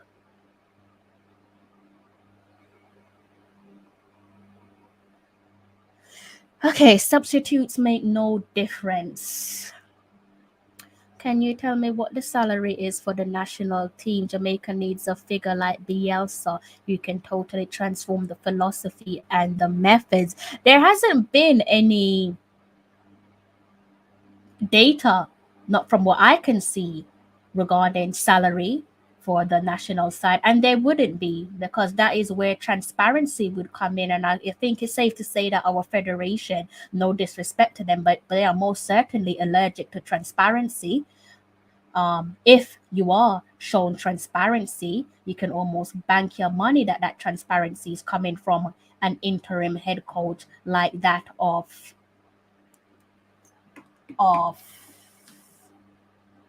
Mr. Paul Hall, the current interim gaffer.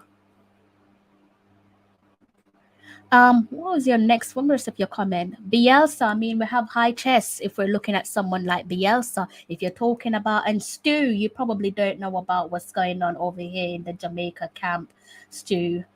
You've got such a innocent comments. So Bielsa, yeah, that would be us, safe to say, punching above our weights with that one. It's not even something that I would try to dream of, let alone entertain. But before we can aim for someone like Bielsa or within that category, we first need to get our internal affairs tidied up. And we also need to look at the salary package for our current players as well. And that goes for both the men's team and the women's team. Very important, highly important for somebody who don't know nothing about Jamaican football, and they're looking and they're thinking, they wouldn't necessarily know who Javain Brown is, or a Greg Lee, or a Richard King, but those are the names that have performed well so far, with a huge emphasis on King. How are they supposed to know who Richard King is, aside from listening out to a commentary? And the commentators themselves might get the name wrong. I've heard the commentators say Michael Antonio instead of Michael Antonio. Yes, Mr. Stu, dodgy business, absolute dodgy business. No transparency where the Jamaica Football Federation is concerned. I mean, in a minded coach like a who is brilliant in English, surely Bolt could run.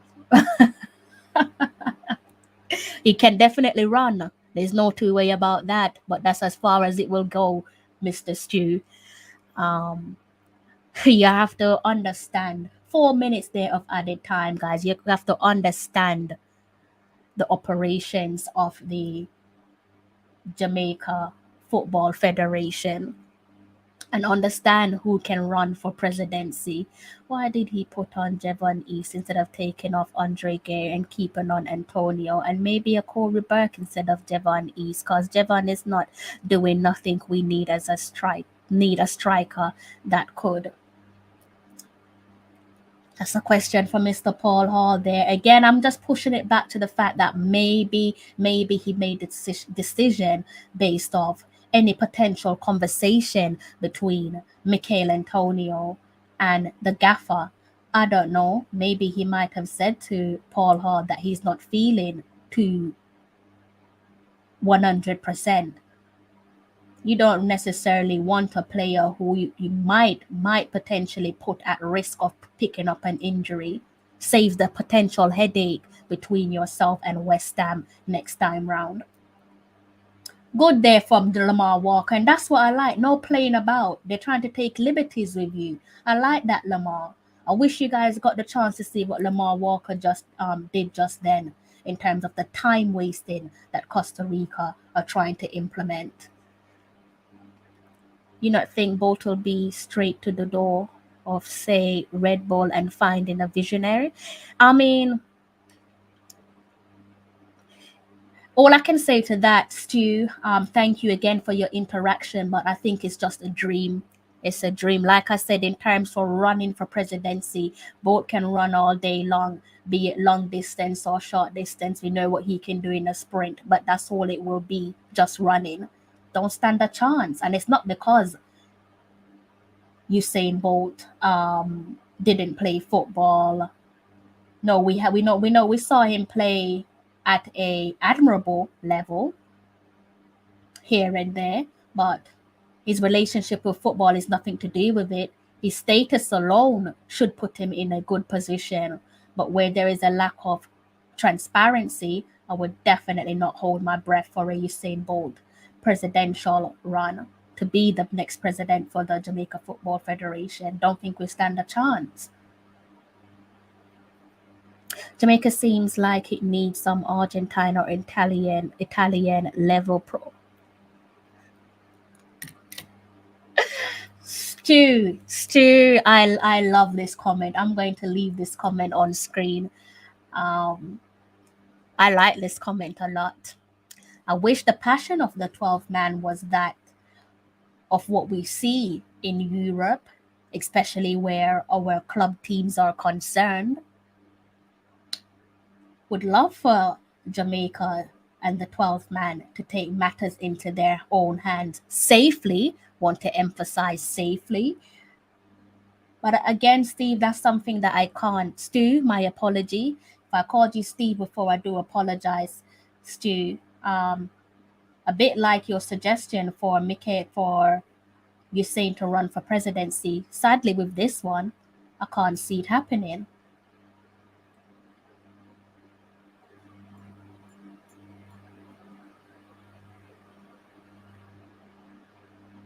And I do want you guys to go back and watch that brief introduction there for the Mexico game, where I did touch on a few players that I'm keeping my eyes on. One of the players was Alves Powell, the other being Kevin Stewart, and also Peter Lee.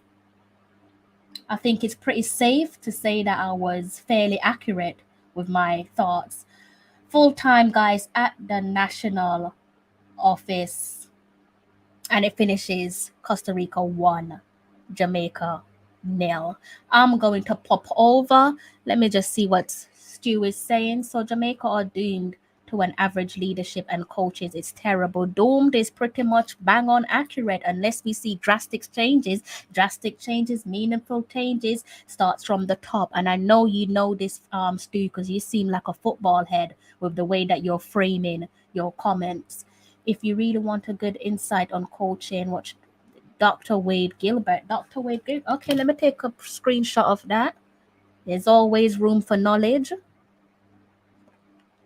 He had a few brilliant talk across the literature. Okay. Story of her life. Mr. Devon Porter here is not happy, is he? And why would he? Lovely bit of show of respect here from Joel Campbell, going around and showing respect to the coaching staff, the backroom staff, and the players of Jamaica. Could that be because he has Jamaican roots? I think so. Lovely show of respect there from Joel Campbell.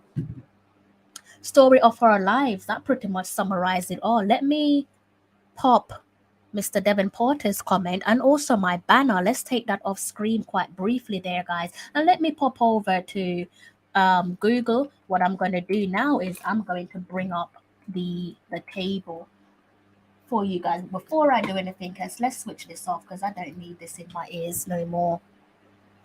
So where is the table? Okay, right. Let's go back to a quick shared screen. You guys can continue to drop your comments in the comment section. I'll respond to you in a brief moment. Karumi. All right, guys. So let's go over and see what the table is looking like, right? Okay. I'll be back in a second to respond to your comments. So at the top of the table, we already know this high-flying Canada there, guys, in the game against USA. And who were they playing? USA. Let's click and see who USA did they play. USA, wow, 3-0. They're up 3-0 against Honduras in the 68th minute. And see what Honduras are doing. Oh, yeah, silly of me. So USA, they were comfortable scoreline so far against Honduras as expected. And guys, look at this. It makes for an ugly reading, doesn't it? Probably one that many saw coming ahead of the World Cup qualifiers. Jamaica sitting in 8th place. The only team that's doing worse than us at the moment is Honduras, sitting in 8th place. Top of the table, as you can see, is Canada, followed by the United States, Mexico, Panama, Costa Rica, El Salvador. And just a reminder, I know you don't want me reminding you, but just a gentle reminder there, a friendly one, that Jamaica is sitting in 7th place, and it is quite a atrocious reading. Matches played so far 11, games won. Is just disgraceful, isn't it? 1 match won, 4 games drawn, 6 games lost. Guys, sitting on 7 points. I'm going to probably end it there in terms of the table before I make you all miserable and before I know it, you all be clicking off and going elsewhere.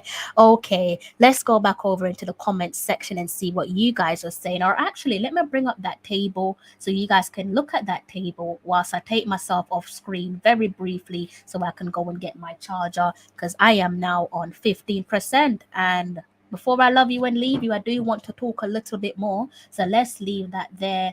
Let me take myself off screen for a brief period and you guys can just look at the table until I get back. I can see if you guys are leaving as well, so don't try no funny business.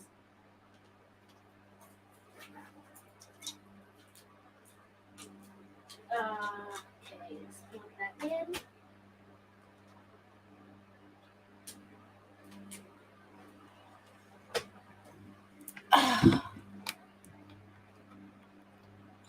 Okay, so all right. Okay. Right, guys, I am back. All plugged in. Okay, so what you're seeing on screen at the moment, my apologies, it should actually be the table. And I'm going to actually take that off because I'm pretty sure you don't want to look at that for much longer. So let's get rid of the table. Let's stop the screen share briefly. Let's also turn on my camera so you guys can see me again. Let's go through what is the elephant in the bag. This is basically Coach Karumi saying that enough of the football talk.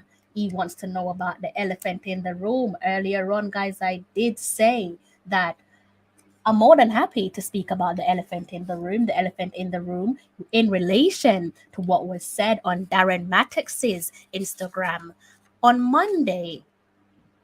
Quite an interesting post there for Mr. Mattox.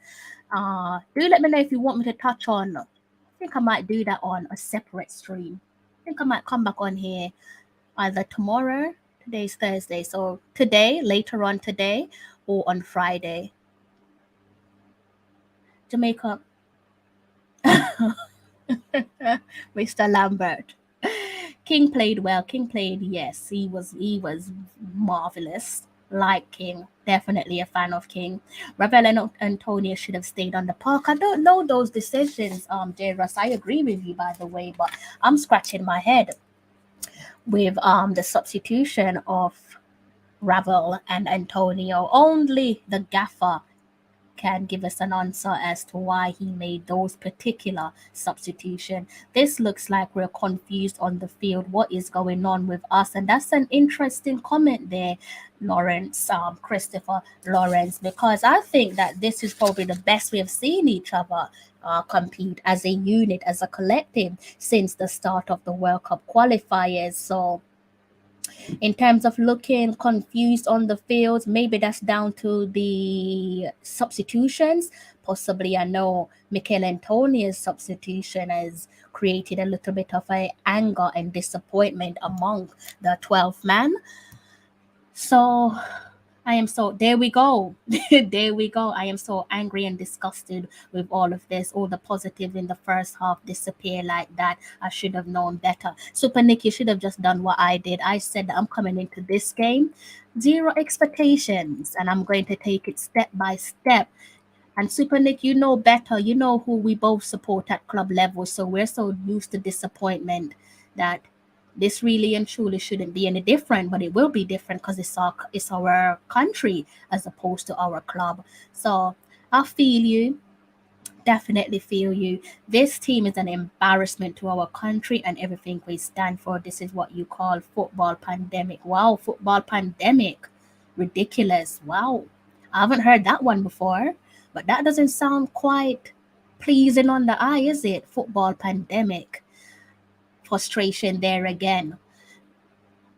The substitutions, as always, were problematic, but were there better options? That is the thing. Again, I would like to know why Mikel Antonio was substituted because I think that's the main one there in terms of having that grit, that clinical grit up top when needed, when called upon.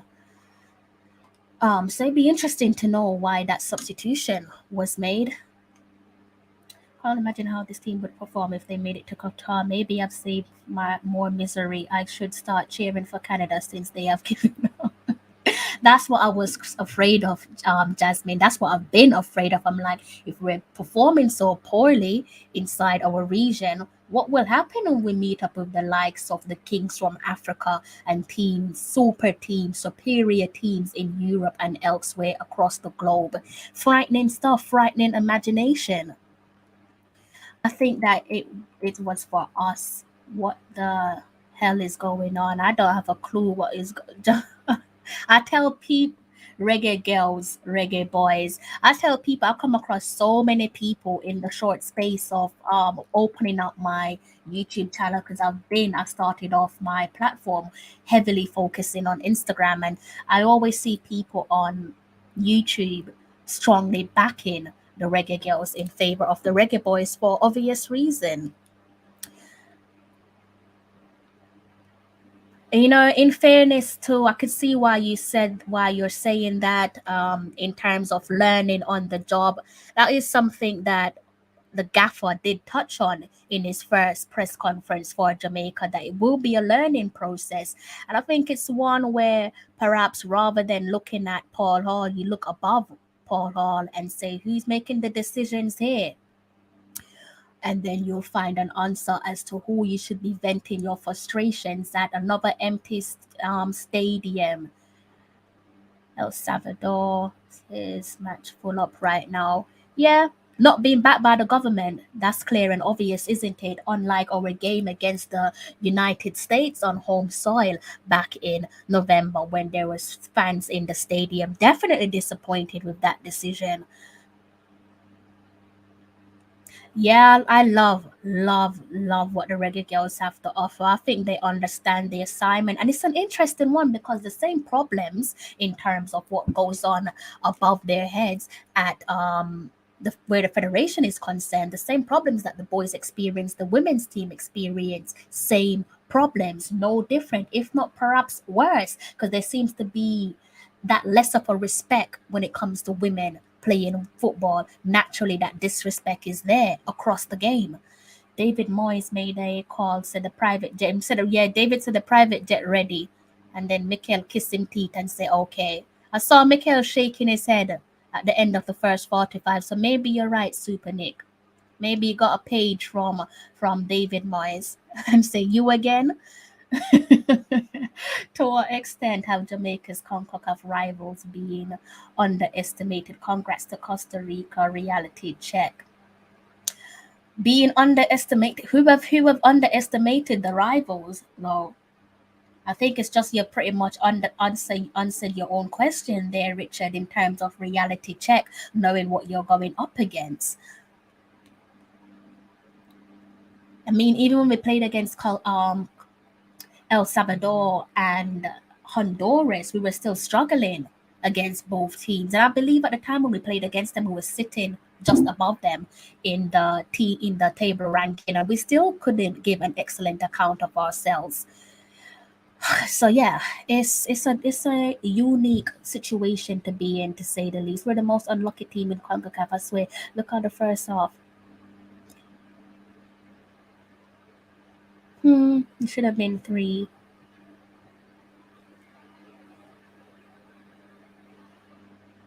I think we're pretty much safe on the knee-jerk reaction there, Theo. They're not reactive at all. I say they, I'm referring to the Jamaica Football Federation. But first, it's a game of two halves, isn't it? With football, it's all well and good having an excellent 45, but what about the remainder? Equally as important as the first 45, arguably even more important than the first 45, right? Because the moment you switch off, the opponents are more than likely to capitalize against you. Fire him, cause fire Paul Hall. I see what he's doing. I think he's the man for the job, but he needs time to build a squad with the local, and then I think we could do great. It's all going to take time. Doesn't matter who comes in, if ever it's Mr. Paul Hall that stays on as the current gaffer and turn his position into a permanent basis, whether it's someone else that comes through the door. We're an absolute mess. We're shambolic. Rome wasn't built in a day, and we're a long way off where we need to be, not where we should be, because nothing is given in this world. So we're a long way off where we would like to be, and it's going to take years of hard work for us to sit and watch our men's team and be beaming from A to A and be filled with ultimate pride. There's so much groundwork to do where the men's team is concerned. Who is the number 15? You see now? You see when you don't have the names of this, these are the type of questions that get asked. Bear with me there. Let me find out that for you. And this is what I'm saying. It's just pathetic from the federation. You've got a World Cup qualifier. Fair enough, you're probably looking at it as just as a World Cup qualifier. But here you have someone who is keen to know more about the Reggae Boyz, asking who is the number 15. I'm going to have to go a little bit deeper there for you. Find an answer, because even I don't know, and I was watching the game. Who was our number 15, guys? Our number 15 is Kevin Stewart. There we go. Super Nick said it. Let's go back to Super Nick's comment. Where is Super Nick? Super Nick, the silence of the Jamaican government, deafening. But if the boys qualified, they would have been the loudest. They would have been the loudest. It's disgraceful. I don't even think they wish them luck. How petty can one be? I don't even think they wish them luck. I don't see no good luck, no break a leg, nothing. And they're playing on home soil, and you are absolutely quiet. It's not. It's disgraceful. Where is your professionalism? Where is the backing of the nation? The team could, and it also as well as a sponsor. If I'm looking and I'm seeing that not even your government is backing you, I'm going to be having a few raised eyebrows and saying surely there must be more to the story here. Not even your government can back you. Everybody knows the easiest way to find out about someone, be it a organization, a federation, or an individual, is to check their behavior on social media. First thing they're going to do is check how we perform on social media. Not even a good luck tweet. Can't even say good luck. Break a leg. Regardless of your personal feelings, if there are any, clearly there is, because you're not back in your country. Paul Hall made more of a difference in this short period of time. Yeah, the visible difference is there. There's none that can be disputed. Saying, my emotions are saying Hall out, but my brain is saying keep him on and get another quality coach to work with him, maybe Coley. Okay, interesting one there. It's good to see that no one is saying get rid of Paul Hall completely. So clearly, he struck something positive with with the 12th man. Oh gosh. Why does he make you nervous, super Nick? So tried a few things in the games he's had. Yeah, he's experimenting, and people can say, how are you experimenting in a World Cup qualifier? Does he have much choice? Doesn't really have much choice, does he? He has to experiment. If not now, then when? If he didn't experiment, people will be looking at him and saying he's not even trying to switch things up. So I think in this case, Mr. Paul Hall is damned if he does, damned if he doesn't, really and truly. The government don't even know the players. No, they don't. And really and truly, they will look at the federation and say, well, if you're asking me for the names of the players, put the names of the players on the back of their shirt. So maybe you're saying it can be a little bit irrational at times. I think it's probably the pressure, Super Nick. It's the pressure of playing in the CONCACAF World Cup qualifiers, and huge emphasis as well on qualifiers. And can you imagine how that pressure would, what that pressure would amount to if he was playing in the actual World Cup itself? And all of this is completely new to him. He's never played this type of football before. So I think it was expected. with Kevin Stewart. I did say in my pre-analysis of Kevin Stewart's integration, that it possibly will be a sink or swim moment for him, with a bit of a risk reward element. And I think we pretty much saw that tonight, unfortunately for him. It's unfortunate that he had to be the one to concede the goal. But if we look back against Panama, as good as Javane has been, as faultless as Javane Brown has been, even he made a mistake which he had no control over, with providing Panama with the equalizer against us. So a few things haven't gone our way. You could probably put that down to a number of things, pressure being one of them. It's quite unfortunate, definitely unfortunate to say the least. I'm checking my time here, guys, and it is 2:15 in the morning for myself and Super Nick, and for anyone else as well who's in the UK. I think Richard, if Richard is still here, that's the same for Richard as well, and Ravi, same for all of us. So we're already one step close to the weekend. Guys, let me know if you want me to pop back on here later on today, or possibly Friday, to talk about Darren Mattocks, Mr. Darren Mattocks. Let's see if we can bring up Darren Mattocks. This fella right here, if you want me to talk about Darren Mattocks at some point during the week is almost come to an end, so be it later on today or Friday. Reason why I'm saying Darren Mattocks is because of his recent Instagram post some days ago. Said a lot, Mr. Mattocks there. So if you want me to talk about Darren, do let me know, and I'm more than happy to have a little chat on what Darren has said. He said quite a lot, Super Nick. Super Nick is saying, what has Darren done? Darren said a lot that seems to have caused an upset for a lot of people. So if you guys want me to talk about Darren Mattocks later on in the week, then do let me know.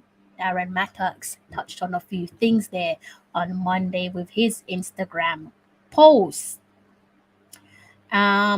And if I go down, let's see what I've got, if I can find it. I can give you guys a little glimpse of what Darren Mattocks said, paraphrasing, by the hands of God when it comes to when he plays in CONCACAF, teams have to feel it. Let's read that out again, paraphrasing what Darren Mattocks said in his Instagram post, which has got a lot of the 12 man talking. He said, by the hands of God, when he plays in CONCACAF, teams have to feel it, guys. So do let me know if you want us to have a little chat about Darren Mattocks' comment. More than happy to talk about Darren on a separate live stream with you guys, where perhaps by then I'll have a little bit more time for us to talk about couple of other topics as well, maybe a couple of other transfers with Liam Moore, the former captain, former skipper of Reading. He's gone over to Stoke City on a short-term loan. I think Darren thinks he should be on the team. I think there's a lot to be said on Darren Mattocks' comments, a lot, and I really want to hear what everyone has to say, or you in the comment section. Would love to hear what you guys have to say. But you're probably right there, Jasmine. He probably does feel that he should be in the team. And he might be onto something with what was said. I'm watching the US game and Honduras, and our local ballers can't play in that type of environment. Hence, ... I'm guessing you're saying hence current situation. None of the Jamaican media are speaking about the result. I guess Reggae Month is more important. Can you say Reggae, Boyz, without saying Reggae? You're just left with Boyz. But I hear you on that, Super Nick. It's very good to see that you're analytical and seeing what's going on around you. I like that. Definitely like that. Jay Ross is saying KMT tell we say one me to tell Mattocks we go sit down. I don't think Mattocks would listen to me. J. Ross, I don't think Mattocks would listen to me one bit. Things kickoff team. There's a lot. I really do want to dive into this Darren Mattocks conversation with you guys, but I'm in favor of talking about it on a separate live stream, guys, because he definitely rattled the fan. Whether it's intentional or unintentional, Darren Matic, sir, you have 100% rattled the fan base. He's since deleted that comment. I'm guessing it's because of the reaction that came subsequently after the post was made. Jamaica is officially out. Red pill knowledge? It's the red pill knowledge. Let me know your thoughts again, guys. Just going over a few positives there from the game. We're trying to stay on the positive side here, because if we focus on the negatives, we probably end up pulling out our hair. Before you know it, a lot of us end up walking around with gray hairs. Nothing wrong if you've got some gray hairs. I see some of you with gray hairs and it suit you. But you get where I'm going, gray hairs in relation to stress. Right? So let me know what you guys thought of that full 45, full 90 of football. I think going back onto what I've touched on in the first 45, and also for parts of the second 45, there were elements there where you could clearly see some good passes, us trying to string a few decision making together with a heavy focus on players like Greg Lee. I think we've been more decisive in our approach. You could clearly see that in the first 45, most certainly, as I've touched on in the first 45. And overall, I think it's fair to see that we saw a personality on show. I don't think we've seen that in the run up to tonight's game. Maybe I'm wrong, but if I am wrong, please do feel free to correct me. But I think this is the first time that I've managed to see some personality from this current crop of reggae boys. So who knows what this means for the future. Another bit of positive there is the introduction and the integration of players like Richard King. We know we're so familiar at this point with Lamar Walker. Good to see Peter Lee Vassell integrated back in the team. Personally, I do think that they are the future of Jamaican football, especially where King is concerned. Another player to keep an eye on is Jadine White. He's currently over at Phoenix Rising undertaking a trial. Hopefully he's able to nail down a contract, be it a loan or a permanent move, because he's someone who deserves to move up in life and test himself just so he can fully develop. I saw shapes and crisp passing and better recovery in the first 45. Definitely there, Super Nick. 100%. Can't run a coach after 4 games in need. Time for Bill. Tapper get more than 10 years and kill football. Patience. I mean, let me bring back your sorry there. That was a little bit hasty of me. I think you have to put yourself in the shoes of a person like J. Ross and so many others in the 12-man camp in terms of where our patient lies. I know I've been in J. Ross's position when it comes to players, particularly not where the Reggae Boys are concerned, but most certainly where my club is concerned. My club at times, I feel I can say, unfortunately, it is the Gunners, the red and white of Arsenal. I know sometimes my patient is thin. So I can relate to what J. Ross is saying in terms of what's next. So I think, if you look at your club situation and what goes on with the respective clubs that we each support, it's understandable where a person like J. Ross is coming from. Jasmine, I think Paul Hall is faced with a lot of pressure in trying to turn huge amount of pressure. He's got pressure left, right, and center. Not to mention the obvious, which is to get the results. Results is always in the form of a win. Or worst case scenario, draws. But I think even within those expectations, we still have to be realistic with ourselves. I think he came into this role at the moment. It is a temporary one, and he was up against an absolute mountain. Right, and if he could climb that mountain is one thing, but to stay climbing the mountain and to reach the top of the mountain, that's a completely different story. So it was always going to be a difficult task for Paul Hall, and I think it's good to just be realistic with what we want him to achieve and what we think he's able to achieve given the current time frame that he has to work with. Paul is getting the boys to keep things simple. Now he has to work on mentality and resilience. When backs are against the wall, this is surely when things fall apart.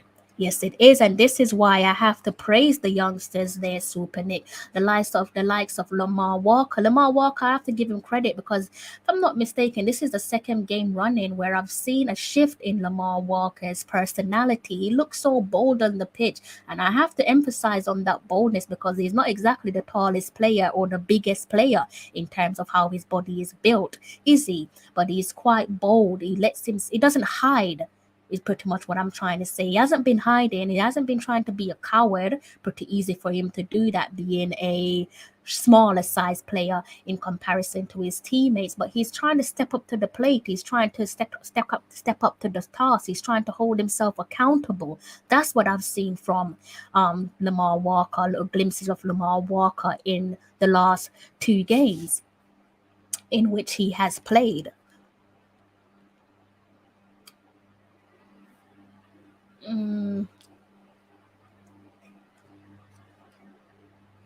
Let me know again there, guys.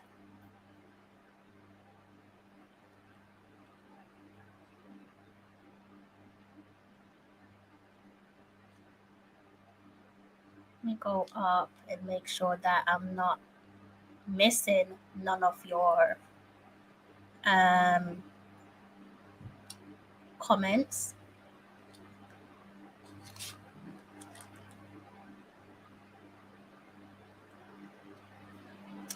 And I'll probably take this one to 3 minutes. 3 minutes? So you know I'm tired. Probably take this one to 2 hours and say 45 minutes. At the moment it says 2 hours and 36 minutes. So let me know before I go. And also let me know when you want me to come back as well. At some point during the weekend or maybe before the week concludes.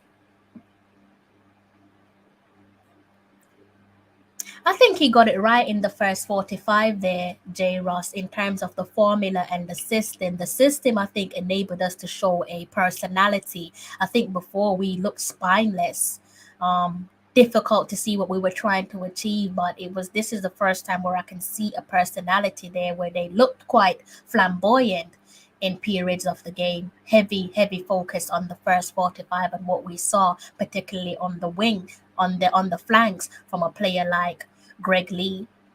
So it's good to see a personality. I don't know about yourself. Maybe we see things differently, but unfortunately, I do have to bring him up.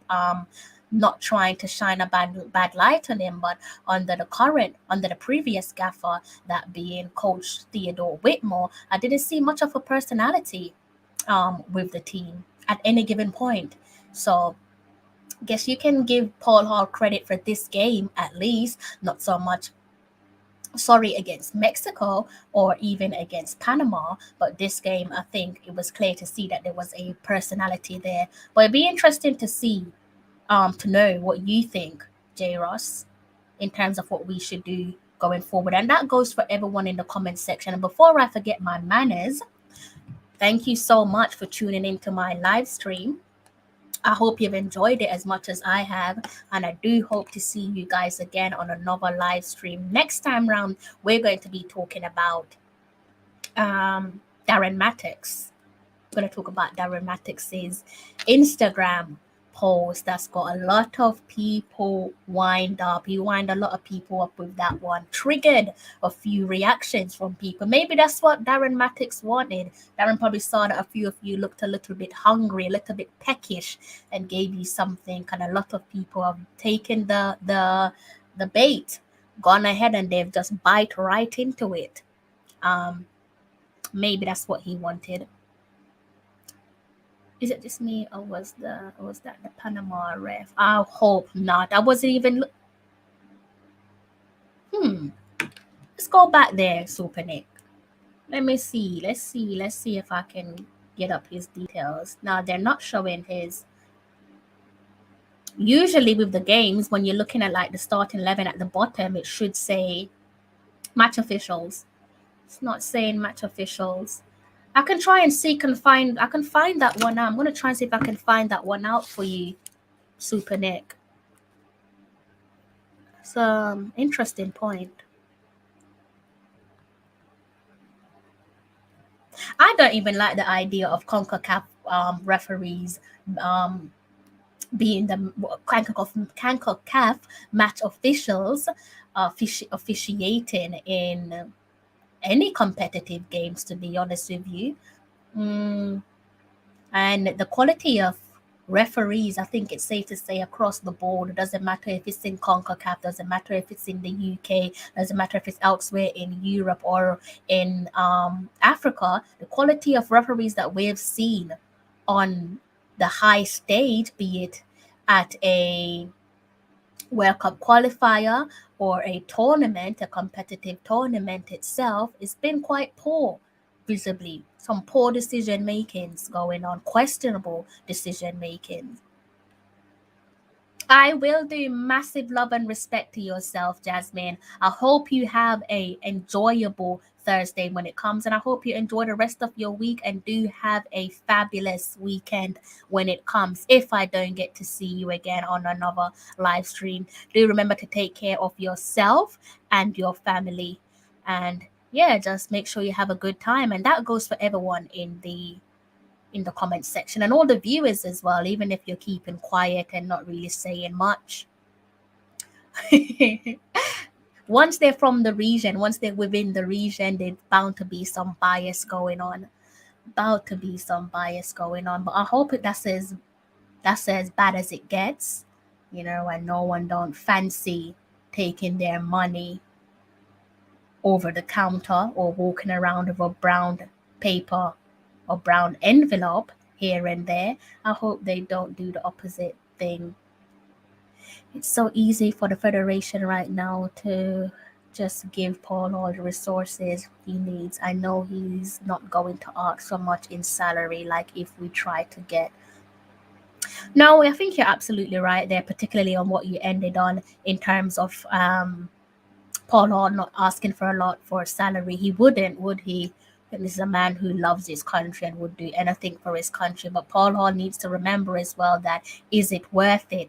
Is your legacy? A legacy is at stake, just like how Tapa's legacy was at stake. Mr. Paul Hall's legacy, if he is in the permanent driving seat, make no mistake about it, his legacy will be at stake. Is it worth it? Is it worth it, in the sense of the Federation setting you up for failure as opposed to setting you up for success? Because they are guilty of doing the obvious time and time again, aren't they? There seems to be a reoccurring theme since Hall took over. Good first half, then we fall apart in the second. I think at this point you do have to question the player's mentality, and I think this is a point where you have to recondition one's mind. Because if your mind allows you to only believe that you're only good at a certain limit, then that's what you're going to play to, right? But if you could fine tune and recondition your mind to say that you are as good as your opponent, then you should see a better version of yourself the next time that you take to the field. So this is why I say that, Paul Hall has heaps of work to do. It's not just about going out there and trying to get 3 points or chalk off a draw here and there. He also has to work with the players' mentality, because the mentality is definitely questionable. It's not a matter of saying, is one committed or is one not committed? It's just, where is that die-hard spirit? Where is the warriors? Where are the bold players? It's all well and good saying you can see a bit of boldness in a player like Lamar Walker, but Lamar Walker essentially is the baby of the group. He's one of the young players. You need that you need that type of grit, that type of mindset from your senior players, and more importantly, you need it as a collective, as a unit, if you are going to grind out applaudable results.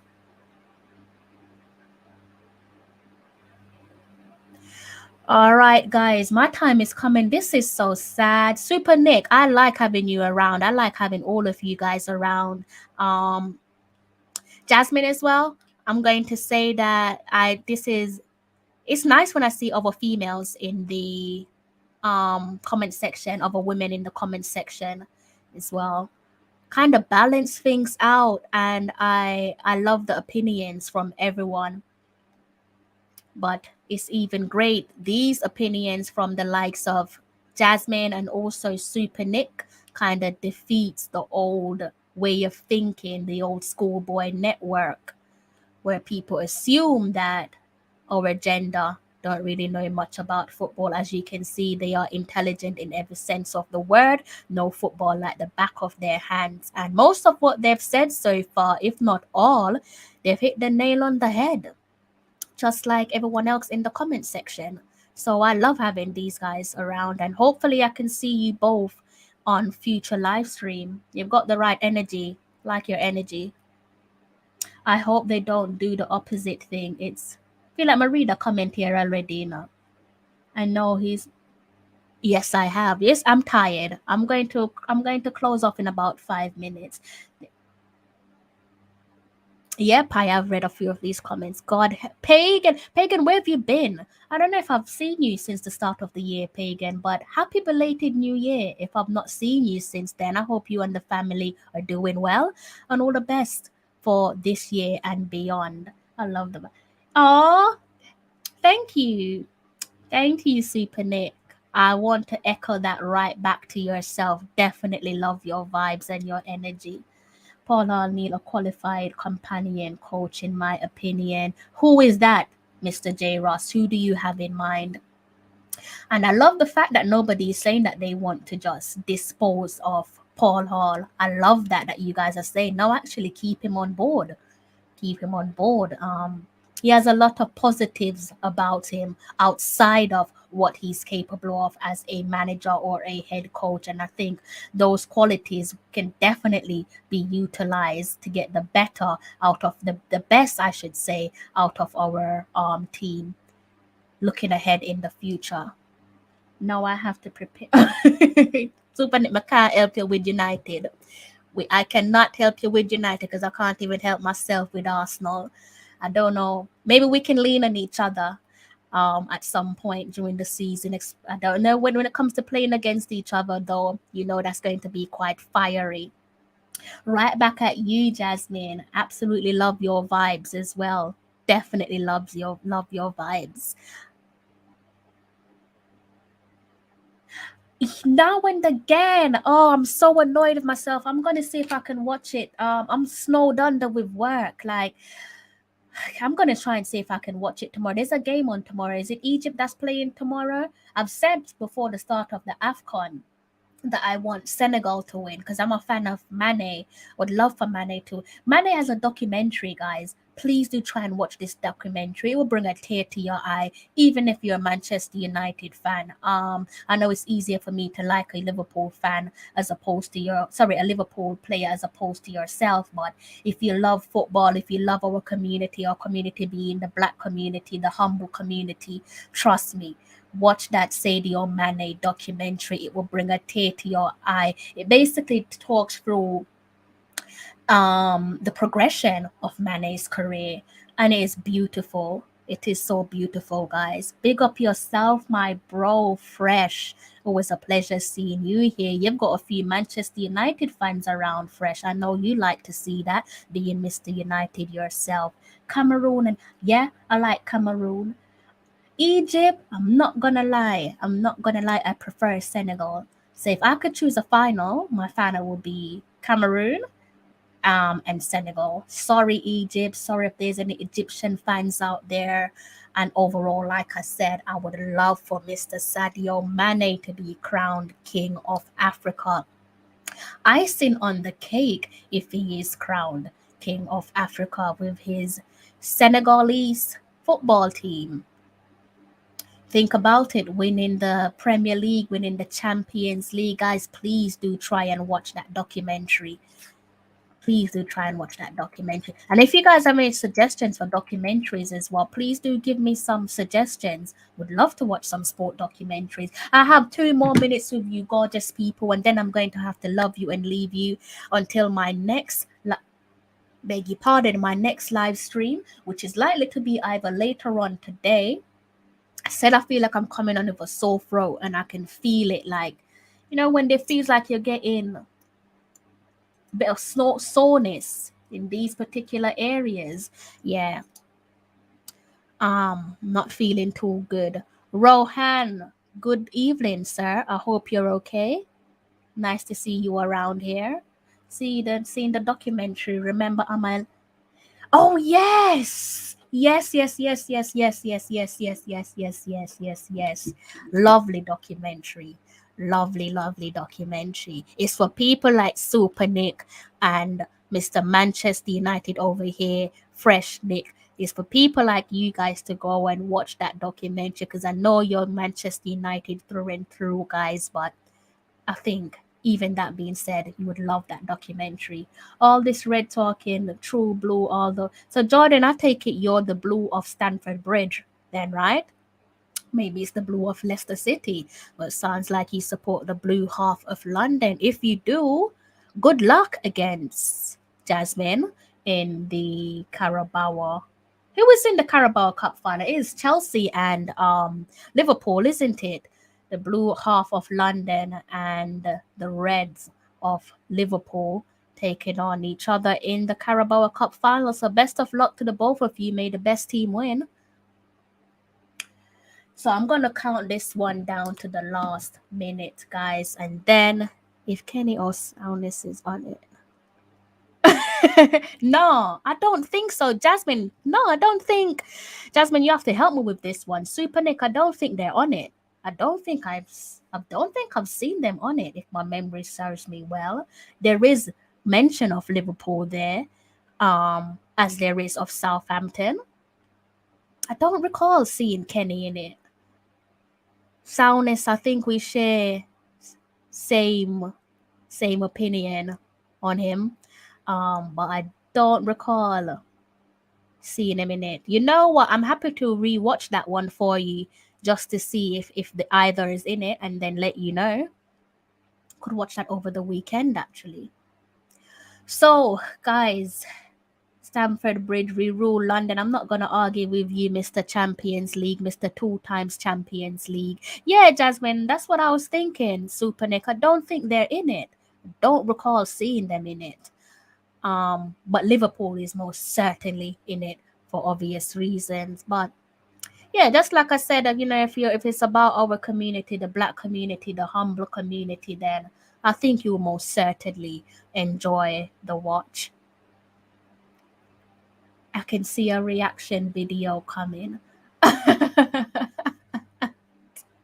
Give it a watch, Super Nick. Please do give it a watch. Guys, it is almost 2:45 here. My eyes are a little bit twitchy. That's what happens when you sit in front of a screen and the light is just beaming at you. I think I need to turn down my screen light, because yes, a little bit heavy on my eyes here.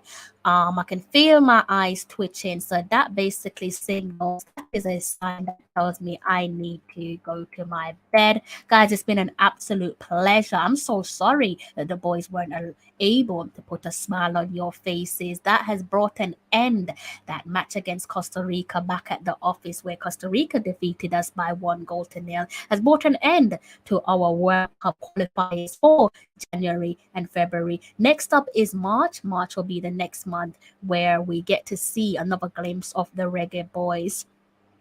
Losing streak. Back-to-back games, lost against Mexico, lost against Panama, and lost against Costa Rica. Hat-trick of defeats on the trot. It's quite bitter at the moment, and we are down. And you know what they say, when you are down, the only way is up. Like I said, I will be back before the week comes to an end. And this time around, we're going to be talking about Mr. Darren Mattox. Do join me then. Keep an eye on my community tab so that you can know when I will be going live. If you are new to my channel, then do go ahead and hit that subscribe button. But if you are a regular and you do say Tallawah loud and proud, then do please hit that like button. It's been an absolute pleasure sitting here for the best part of close to 3 hours with you all. Definitely put a smile on my face. If I don't see you between now and the end of the week, I hope that you have an amazing week, amazing end to your week, and I hope that you have a smashing weekend as well. Until next time. I'm John Barnes, and you're watching Tallawah TV with Crystal Davis.